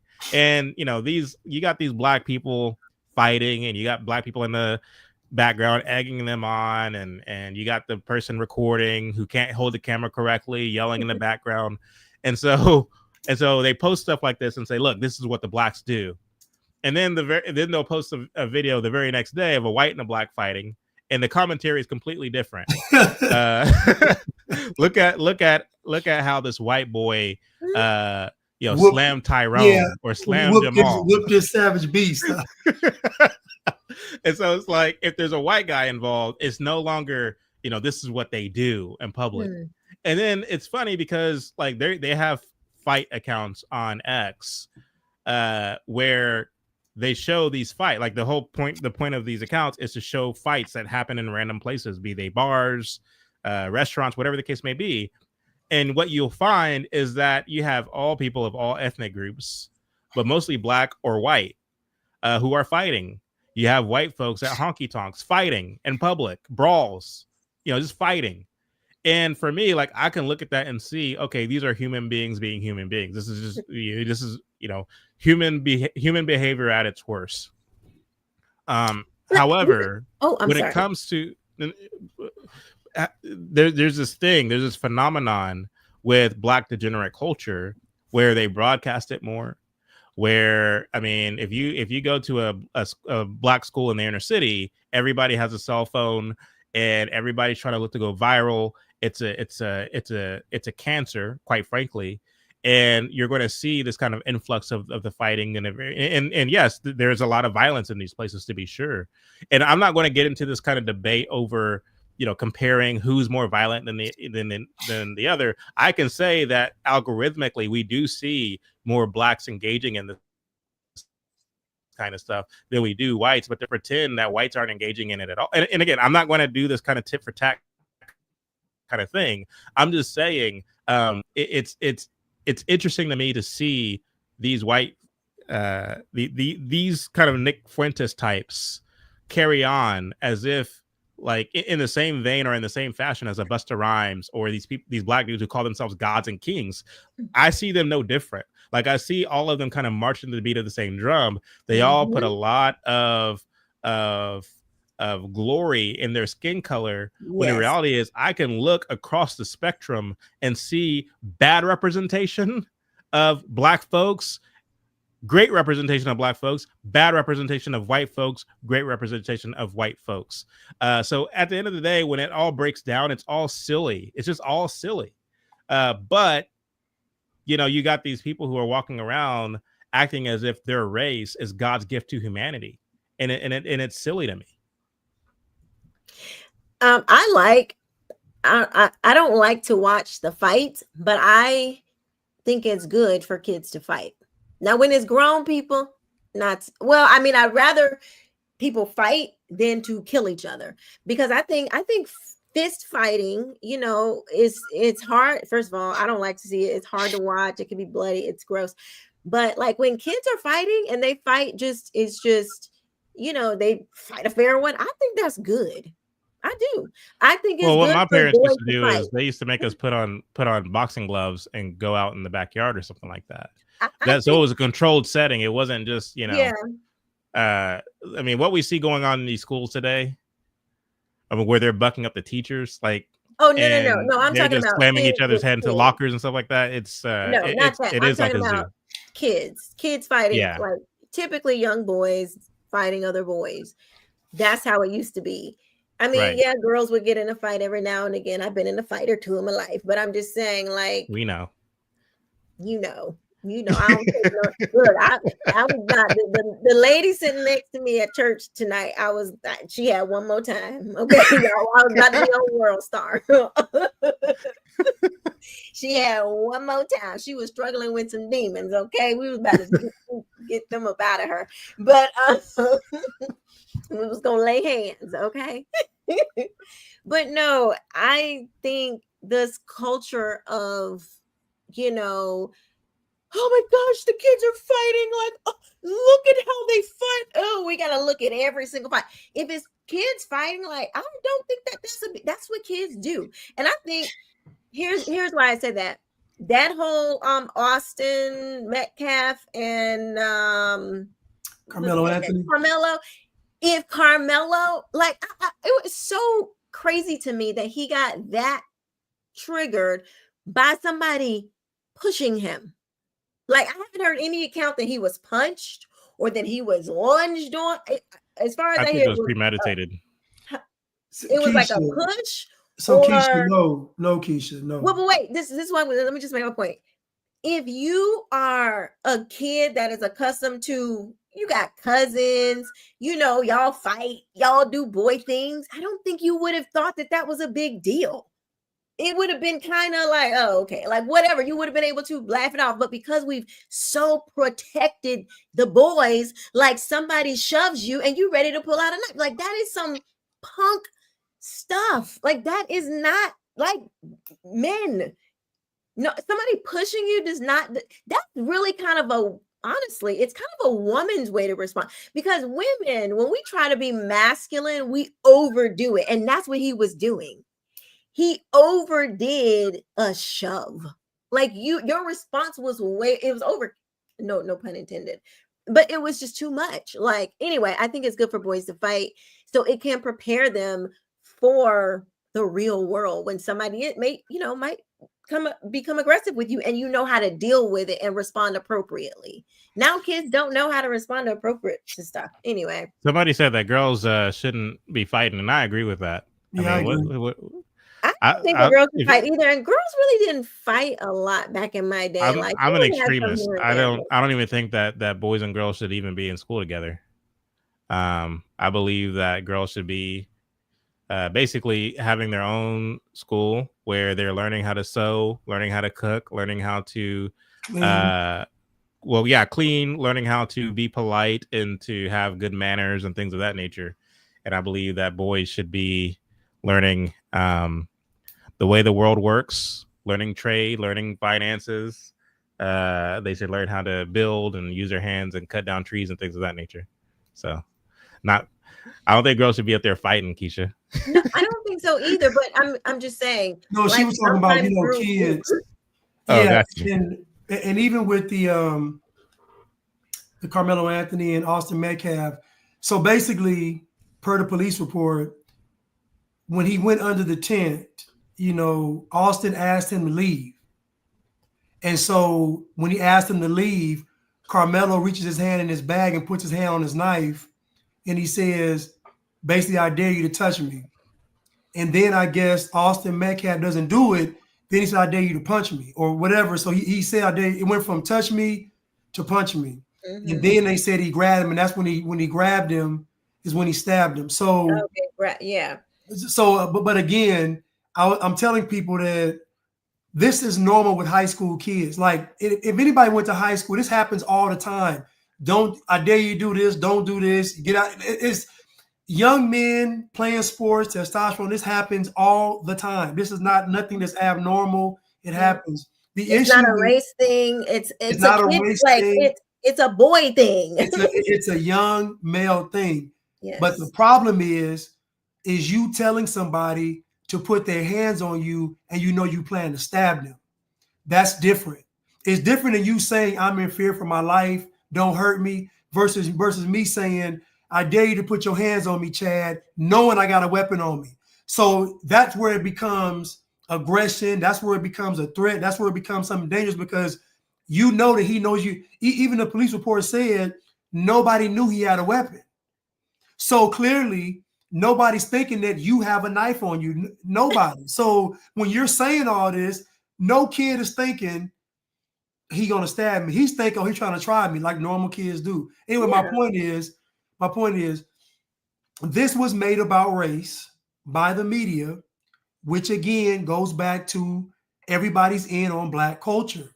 The media takes the stance of Black person victim, even if they're in the wrong, doesn't matter. Black person victim, white person racist. That fuels Black culture all over again because now it's all about he should have a right to defend himself and self-defense and all this and that. It's just again. So my point with Nick Fuentes was, and a lot of people on that extreme side, they never factor in culture. They assume that because they grew up a certain way that everybody does. Do you know how many Black households don't sit down and eat dinner together? I'm talking about with a mother, father, everybody in the house eating together. Do you know how many Black households don't have that versus how many white households and even Hispanic households and Asian households they do? So again, we have to talk about, how can I say this? Single parent households are a part of Black culture. That is a cultural phenomenon. It ain't just a byproduct of a situation. It's cultural. Why? Because the Black mother that's single is celebrated. Just puts it back in the Black. So again, everybody's in on it. And so what these folks don't realize is that if you put anybody and subject them to Black culture, and I'm not even saying for 18 years, you can do it for 5 years. I guarantee you're going to see a difference in your child or adult. If you put 110%. If you put anybody in Black culture, I don't care who it is, nobody will be immune. Nobody. It's gonna eat you alive. They'll eat you alive. Because it's like adapt or die. Think about it, Keisha. They're not gonna let you. That's real. You're either gonna do it or you're not gonna. You're gonna get down and lay down. What you gonna do? Yeah. And then when you don't have parents that are because like my mom, my parents, both they were just like, no, like you're not coming home, you don't want my most viewed videos is a video. It's a short where I was talking about how Colin Kaepernick was a disgrace because he was calling his adopted parents racist and saying that they were, because his mom was like, no, I don't want your hair like looking like that because you'll look like a thug. Like my parents said that to me too. Like this whole thing of like, and it's mostly Black people that are like, oh my God, she hates herself because your parents never told you that if your hair was braided, it looked like a thug. No, they definitely did. Like my parents were against the culture. Like they were against many of the things in the culture. Some of the things they didn't condone Black activities. No, they did not. My mother was very much like, okay, go out there and get yourself hemmed up if you want to. Do not call me because I didn't raise you like that. So if you get yourself in some stuff, you better know how to get yourself out of it because we didn't raise you like that. There was no reason for you to be acting like a fool. We have, told you how to handle yourself, taught you how to handle yourself, act accordingly. And we knew, like we just knew. We knew better. But you don't have a lot of parents that put that fear of God in their children anymore. They're more afraid of the state than they are of they're more afraid of their the state than they are of what giving their children over to the enemy, quite frankly, the streets, whomever. The streets. But yeah. Let's play this last Jason Whitlock clip. I don't care what Nick Fuentes has to say about me. He can call me every name in the book. I don't care what anybody says about me. This isn't me talking tough. This isn't me saying I have the thickest skin in the world. This is me submitting to my irrelevance, my lack of importance. This is me acknowledging exactly who I am. I'm unimportant. What people think about me is unimportant. And so when you hear me say, and I say it pretty consistently, I don't care if people are racist. I truly do not. People can say whatever they want about Black people. I don't care. They're not important. What triggers me is when people lie on Jesus. And so, again, that is a summation, I think, of Jason Whitlock's side of the argument. Here you had, once again, and I hate to rehash it, but I will, just to kind of bring everything to conclusion. Here you had Nick Fuentes on the one side accusing Jason of being a token and you're just to this and you're just to that and you're pandering to white people. You make white conservatives feel good about themselves. And I guess he was trying to get under Jason's skin, trying to appeal to his ego and to his pride. And then you have Jason come back with, I'm not important. Like what you say about me doesn't matter. What you say about Black folks doesn't even matter. I'm not going to get emotional because that's the thing. I think Nick kind of had the game messed up, or he misconstrued or miscalculated what Jason was doing. Because for a black conservative or a Black Christian to say, like, no, Nick, you're wrong. It's not genetics, it's culture. For us to say that in Nick's mind makes us equivalent to Black Lives Matter, makes us equivalent to someone who's pro-Black, someone who is quick to get offended or quick to defend misbehavior in Black folks. So that's what Nick was doing. He construed Jason to be making apologies for Black misbehavior, and Nick was kind of coming after Jason and saying, you're like Black Lives Matter because you won't go all the way and agree with me that it has to do with genetics. You're trying to make excuses and say it's the culture. And so I'm going to call you a token. I'm going to try to call you the worst thing to get under your skin and say, look around you. You got that position because people felt sorry for you. This was Nick's take. I mean, I don't see how I'm misconstruing or taking him out of context. You can go to Rumble right now. I will send you the link and you can have the whole 5-hour stream. He dedicates 45 minutes of it to talking just about Jason, and that's what you get. You get a lot of profanity, and then you get that from Nick's take, or from Nick's position on the whole matter. And then Jason comes back with, look, little boy, you're saying these things as if I'm supposed to be offended by it. You're saying all these things like I think that I'm God, and that how dare you offend me? How dare you say something against me? Look, I'm not important. What you say about black folks is not important. We've heard these things before. We've heard the eugenicists say these things in the 19th and 20th century. We've heard Margaret Sanger say these things. What you're saying is not anything new. It's junk science is what it is. It is not rooted in the Bible that you claim to believe in. I have a problem, and I get triggered, says Jason, when you lie on Jesus. And that to me is a checkmate move. Right. That to me is a checkmate move, because you remove yourself from the equation. You remove your personality and your ego from the equation, and you bring it back to what saith the Lord. There's nothing else that needs to be said in the debate at that point. So that's how I see it. Yeah, and I like that Jason did that, because at the end of the day, that's truly what it's about. And if we are truly followers of Christ, I don't even know if Nick Fuentes, I don't even know if he's a believer or not. I don't know.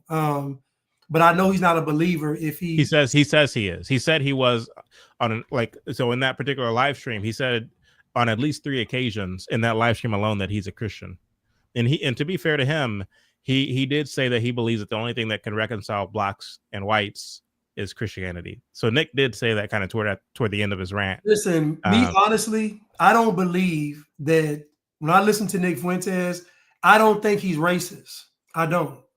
I do think that he is picking an answer to a question that is more complex, meaning that the end result of something, how we get there, isn't just cut and dry as to say, oh, they have a low IQ. And again, I don't think that this is anything genetic. I just think that this is what sin does. And when people are in error, whether they be black or white, black culture, even white culture, all these cultures aren't rooted in the word of God. So all of them ultimately have the same destination.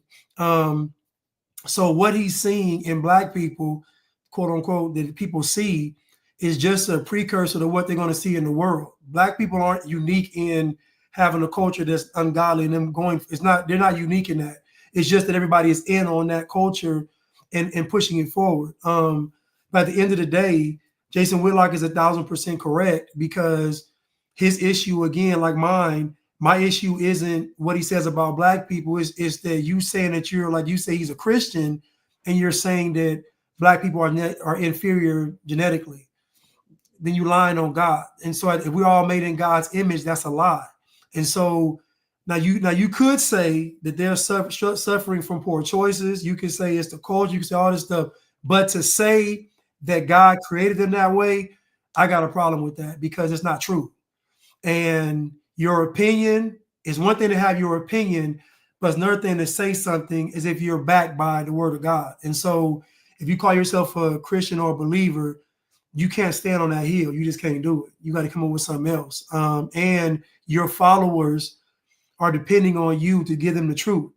They're depending on you to be honest with them. And if you really truly believe in Christ, then you would want people that's following you and listening to you to really know God's word. And it's funny, he didn't pull out any scriptures. He's going in on Jason Whitlock. He didn't pull out any scripture. I don't know if he's done it before, but has he ever went through a Bible study on how black people are genetically inferior? I doubt it. And so at the end of the day, you really got to stop saying that. Now, people in the chat's like, well, he write about other stuff. Well, he can be.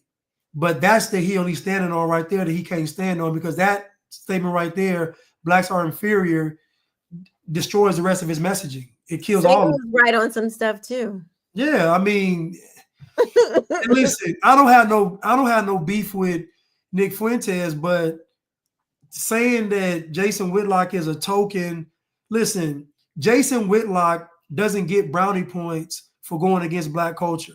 Let's first say that. He don't get any extra points for going against black people. He not getting people ain't beating down the door to support Jason Whitlock with his stance and his views. Black conservatives aren't accepted in mainstream America. He's not. So I don't know how much of a token he is, but I don't know. But I just think that Nick he got his feelings hurt.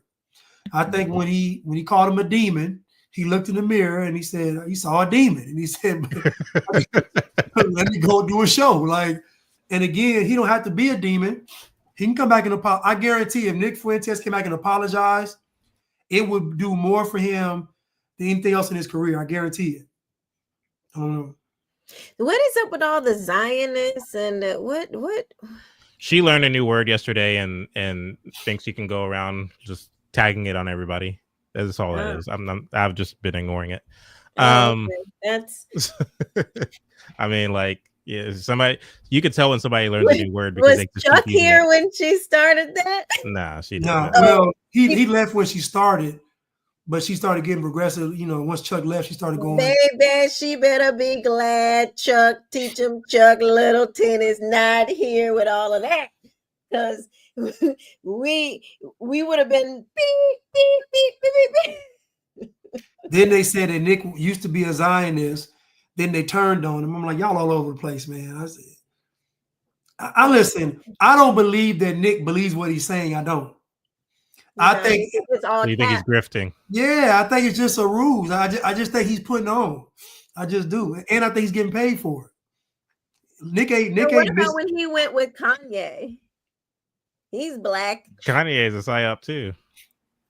Kanye is the biggest hypocrite on the planet, man. One minute Kanye yelling Jesus, the next minute he got his wife parading around Nick. Come on, man, stop. These people want attention. You're muted. Keisha. Sorry, I said I didn't see what Jason Whitlock said, but maybe he was right. He is a demon, and you hanging around with Kanye because Kanye is doing some really crazy stuff. So I feel bad for Kanye. I do too. I feel bad for Nick too, to be honest with you. I do too. Because my prayer is that they find repentance. I think Nick has hope. I do. He seems like a smart young man. I don't know how old he is, but he seems smart. Late 20s, I think. I don't know. It's like it feels like he got lost somewhere. Like, what happened where you started just believing crazy stuff? Like, when you see somebody too smart, like, what is this? It's like either you're doing it and you're doing it on purpose, or you were deceived and you're completely lost, and you've been indoctrinated and you're believing this stuff that's just not true. It's unfortunate because I do think he's a smart guy. Just like Kanye, super talented. Like, what happened to you? What happened? But I will say, we always have to stay humble because we can all be, Satan has no respect of person. We can all be deceived. He's coming after all of us all the time. Like, he's seeking whom he can devour. And so we have to always be careful. That's why the Bible tells us give no place to the devil. Like, don't give it no room, because you're susceptible to some things. Like you don't even realize how easily deceived you are. And I try to keep that in my mind because it keeps me I pray that it keeps me humble, because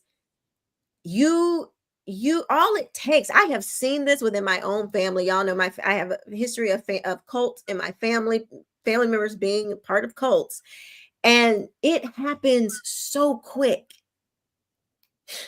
I have seen it happen just so fast where somebody is taken way off and you can't pull them out. Like, it literally takes the hand of God to pull them out. And so, we all have to remain humble and thankful that we're, and the old people used to say, I thank God that I woke up clothed in my right mind. That's real. I understand what that means now, because you hear some people and like 2 seconds ago they were fine, and then you're looking at them like, well, what happened to you? And they are. Yeah, and if you watch Nick Fuentes' commentary on the whole, Jason, Nick, back and forth, Keisha, it does kind of seem like something just kind of overtakes Nick, and he's going in and he's ranting and he's raving and doing all the things, and then he kind of comes down at the end of his little rant, and he says, some of this stuff I didn't mean to call Jason fat and this, that, and the other, but most of the stuff I stand by. And then he talks about how he does believe that Christianity is the only way that blacks and whites could be reconciled. But again, what I would have liked to have seen is a kind of in-person conversation between Jason and Nick on this particular subject matter, because from what I've seen, just with Jason's X commentary as well as the live commentary on his show, is that Jason was coming from a place, to your point, Keisha, of humility. Mm-hmm. He was coming from a place who was genuinely seeking Christ and who genuinely wants for people to come together around Christ. Whereas Nick was insulted, to Blanche's point. He had his feelings hurt because he was called a demon. And he said, how dare you call me a demon? I'm a Christian. You're a token. And that was coming from, from what I saw, a place of pride and ego. And for me as a Christian, who's discerning kind of all of this thing, as it's going down, it becomes clear to me, who's in the right and who's in the wrong, especially once again, knowing the history of eugenics, knowing the history of New Thought, knowing the history of how the Enlightenment era has in many ways wrecked Western civilization. And to me, there's a lot of irony in that, because these are the same people, the Nick Fuentes types, who claim that white people are the champions of Western civilization, how they saved the world because of Western civilization, and they don't realize how this kind of Enlightenment era New Thought thinking has given way to this kind of postmodernism that we see unfolding around us. So anyway, we're going to get into these supers, and then we're going to close out the show.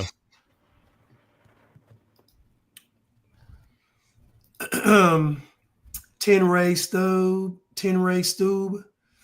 Tariff talks make a massive distraction, concealing what the oligarch wants to do. Bond markets nearly crashed under this president.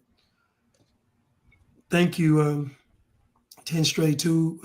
Thank you. CC777, thank you so much. CC777 again, thank you so much. American Man, most people are adverse to change. Keep that in mind. Yeah, I mean, I guess you're talking about the tariffs and how there's going to be, according to the Trump crowd, there's going to be temporary discomfort. There's going to be temporary hike in prices, and that to change, and people are adverse to change. So I guess that's what you're talking about. But it's something, says the Trump crowd, that is necessary to get to the point that Trump is trying to get us to in terms of bringing manufacturing back to the United States. To me, like my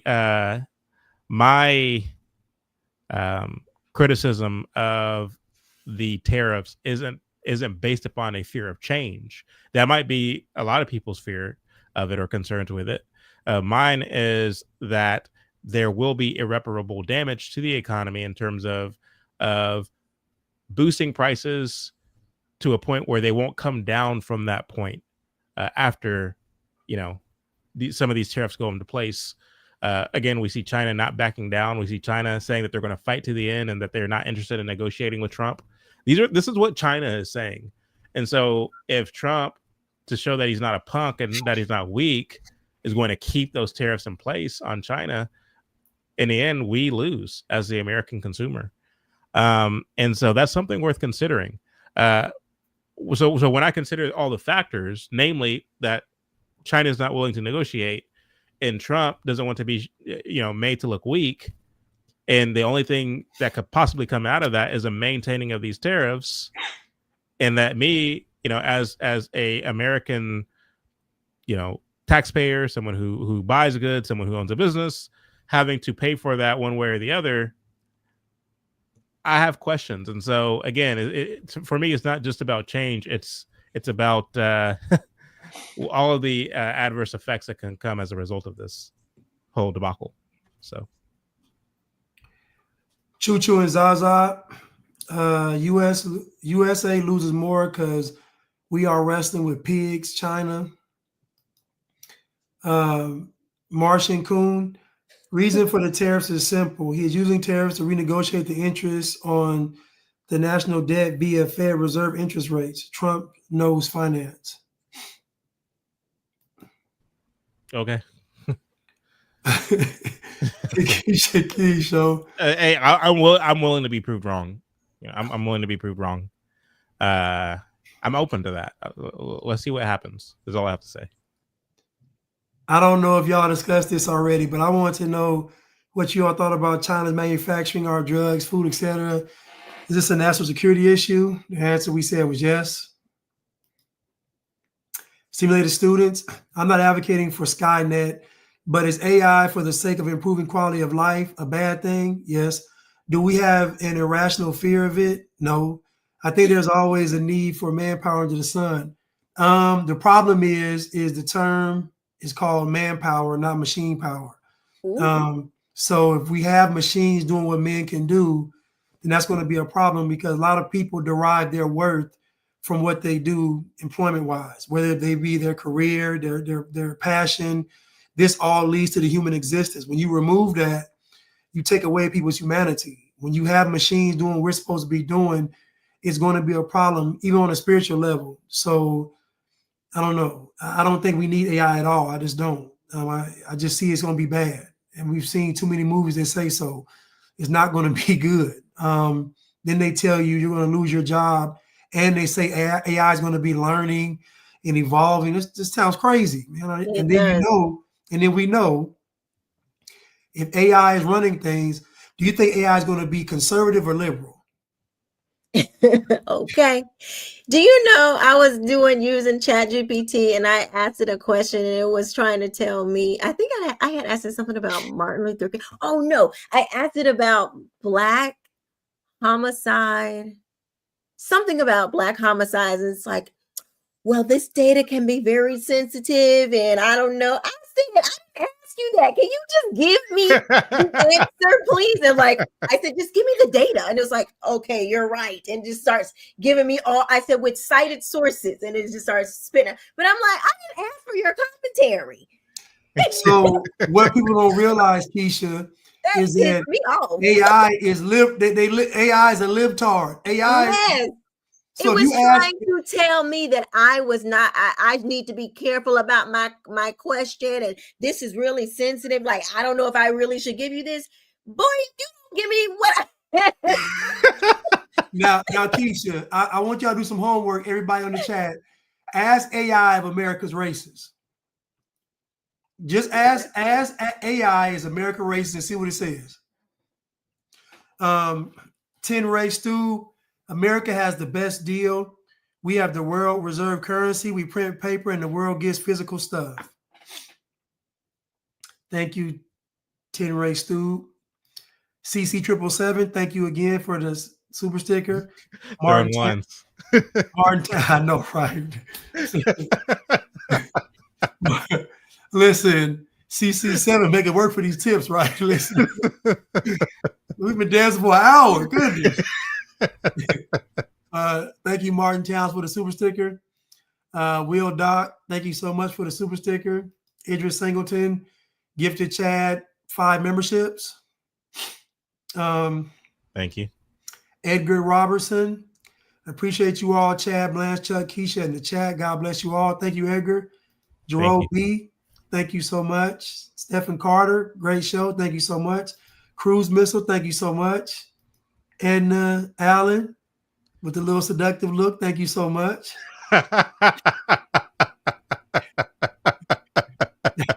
She got the little seductive picture.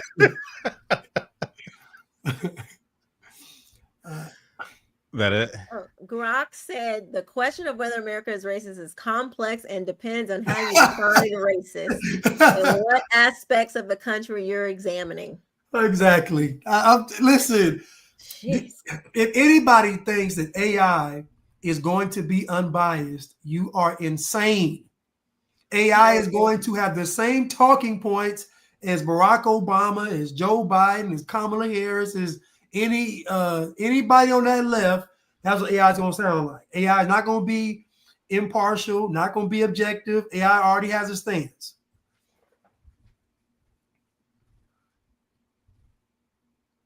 Edna I said, didn't see that. People, I guess I didn't see. Wait, so what did the AI? How did AI respond to "Is America racist"? It said, well, see it. Grok said the question of whether America is racist. Oh, you asked Grok. Mm-hmm. Oh, got you. Okay, I thought you Yeah. said that somebody put it in the chat. Oh, Got you. Well, cool. Well, we'll see what happens this week, and that will dictate what kind of show we'll have next week. Something's gonna happen this week. Chad, are you heavily invested in the market? Is that a personal question? You don't have to answer. Yeah, that is a very personal question, actually. Are you? I used to be. I'm not anymore, but I used to be. So I'm watching now. Actually, I'm like, honey, we need to buy. I'm like, let's buy them. Yeah. Right now, right now's the time. Right now is the time to buy. So we're buying. But I'm not anymore. I'm investing in these streets. Huh? I'm invested in these streets. Yeah. Okay. Are you in the market, Blanche? A little bit, I dib and dab a little bit. He dabbles. Yeah. Remember that? Buy the dip. That's right, Tierra. Buy the dip. Listen, buy I have low, made sell some high. great money. I'm not giving financial advice. Let me just make that disclaimer. But I have made some great money in the stock market. I haven't been playing lately. When did you start investing? Oh, this was years ago, like in my like mid-20s, when I had it back then. Did your mom teach you how to do it, or did you just figure it out? No, it was actually my ex-husband. He was the one. He was he taught me a lot of stuff about money. Yep, that's who I learned it from. Mm-hmm. Nice. What well, never mind.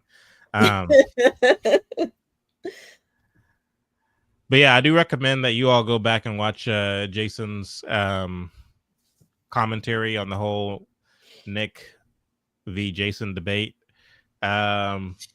Because for one, you'll learn some things about Nick that I didn't know. Of course, I'm not a follower of Nick's. I wouldn't have known it if not for watching Jason's show.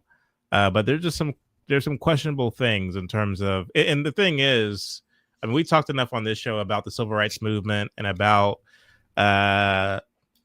Marxism and how this thing has unfolded in America over the course of the 20th century. Enough to know that when it comes to feminism, when it comes to a lot of these cults and social justice movements, when it comes to a lot of these moments, the bus boycott, the March on Washington, I would even say George Floyd, maybe even, like, it's difficult to say, or 9/11, it's difficult to say what is real and what isn't. You know what I mean? Who is real and who isn't? Because MK Ultra, when it comes to just a lot of the psyops, when it comes to social media, even, I mean, what was it, the CIA or the FBI, one or the two, who admitted to using social media to influence public opinion? Which one was it? Wait, did y'all hear about this? It was either the CIA or the FBI. Oh, one the of them CIA. who came out. Yeah, who said that they use social media to influence public opinion. Mm-hmm. And I took that to mean not just posts, but individuals on social media, so-called influencers on social media, to help influence. And the thing is, these people gain large followings for MAGA, for Kamala, for this politician, for that politician, and the whole purpose of it. Look, some of them are probably not even working for America. Exactly. Did y'all hear about the girl? I think it was Lauren Chin. Did y'all hear about her? How she was big, and she had created this. It's still being investigated. Innocent proven allegedly. She was with the Blaze, right? Yeah, she was with the Blaze at one point, and then she was with she was by Independent. She went on Rashad Ritchie's show, I think. She had big she was a guest on Rashad Ritchie's. Yeah, on her show. The girl is now, her and her husband are now being looked at as Russian, like legit, not no Trump Russia, no, legitimate Russia assets. Oh wow. Like, this is, I made a video, and I think Paul was talking about it earlier. I posted it yesterday, and I was talking about this big debate between Douglas Murray and Dave Smith, and everybody's like, oh, Dave's this whole idea. Oh, what? Well, I can't ask questions. I can't ask questions. As Douglas Murray basically was like, this is my interpretation of what he said. We got to have people that actually know what they're talking about. Like, if you're going to spend this much time talking about a subject, like, you should really, if you're going to dedicate your life to it, you should really dedicate yourself to it. Learn both sides, do all the things. And now it's like we're moving into, this is my point on the show, it's like we're moving into almost like a postmodern worldview of like history and math and science. It's like, no, we don't need any experts. Everybody should just say whatever they want for. It's like, no, we do need people. We need teachers. We need, what is it? How's the Bible say it? Like the teacher, master and the student, the teacher, like we need people who have dedicated their lives to things. Like, I don't believe in like the experts, Inc. But yeah, there are people who have, for instance, I take Chad as an expert on Martin Luther King and his history and all that. I take Chuck, Chuck knows a lot. He's a history, I would say Chuck is a history expert. Is the mainstream media calling on Chad or Chuck or Blanche or they're not even calling on Thomas Sowell to expound on a lot of these important issues because they're not a part of the experts, and we need to have people that are very knowledgeable about certain things. That we need to have a standard by which we can still apply a mechanism in a way that we get to truth. Like, we can't just wipe it all away because we've been lied to. You know what I mean? Like, we can't trust anybody. So we, just let everything fly. It's like, pump your brakes. We need a rubric by which we get to truth, and I done forgot why I even brought that up. But, but it's just like this idea that we don't need people, anybody can just talk about anything and everybody should just be believed basically because they talk about it a lot. I'm like, no, I don't have to believe you. And you, like, some of the stuff just sounds stupid just on its face. Like, I don't have to go. Anyway, I'll end there. Rant over. The so-called experts brought us a lockdown. That's a fact. And the experts are not done. They're not. When I say, like, how there's like the Science Inc., I say there's like the Experts Inc. I'm not talking about those people. I'm talking about people that have just put in work on topics, who have become masters of it, teachers. And they'll forever be non-mainstream. Yes, and that's what I'm saying. That's exactly what I'm saying. Yeah. Oh, all right. CIA. Well, okay. I was still trying to figure out what am I misunderstanding about, because I'm Amy, and there's no hard feelings. Genuinely though, you're saying that I am not being fair to Nick Fuentes, that I'm misunderstanding or misrepresenting his point. But what is it about Nick's point that I'm misunderstanding or not seeing? We're about to end the live stream, so write it in the comment and I'll address it next week. Anyway, I love you all. God bless. Good night. Bye.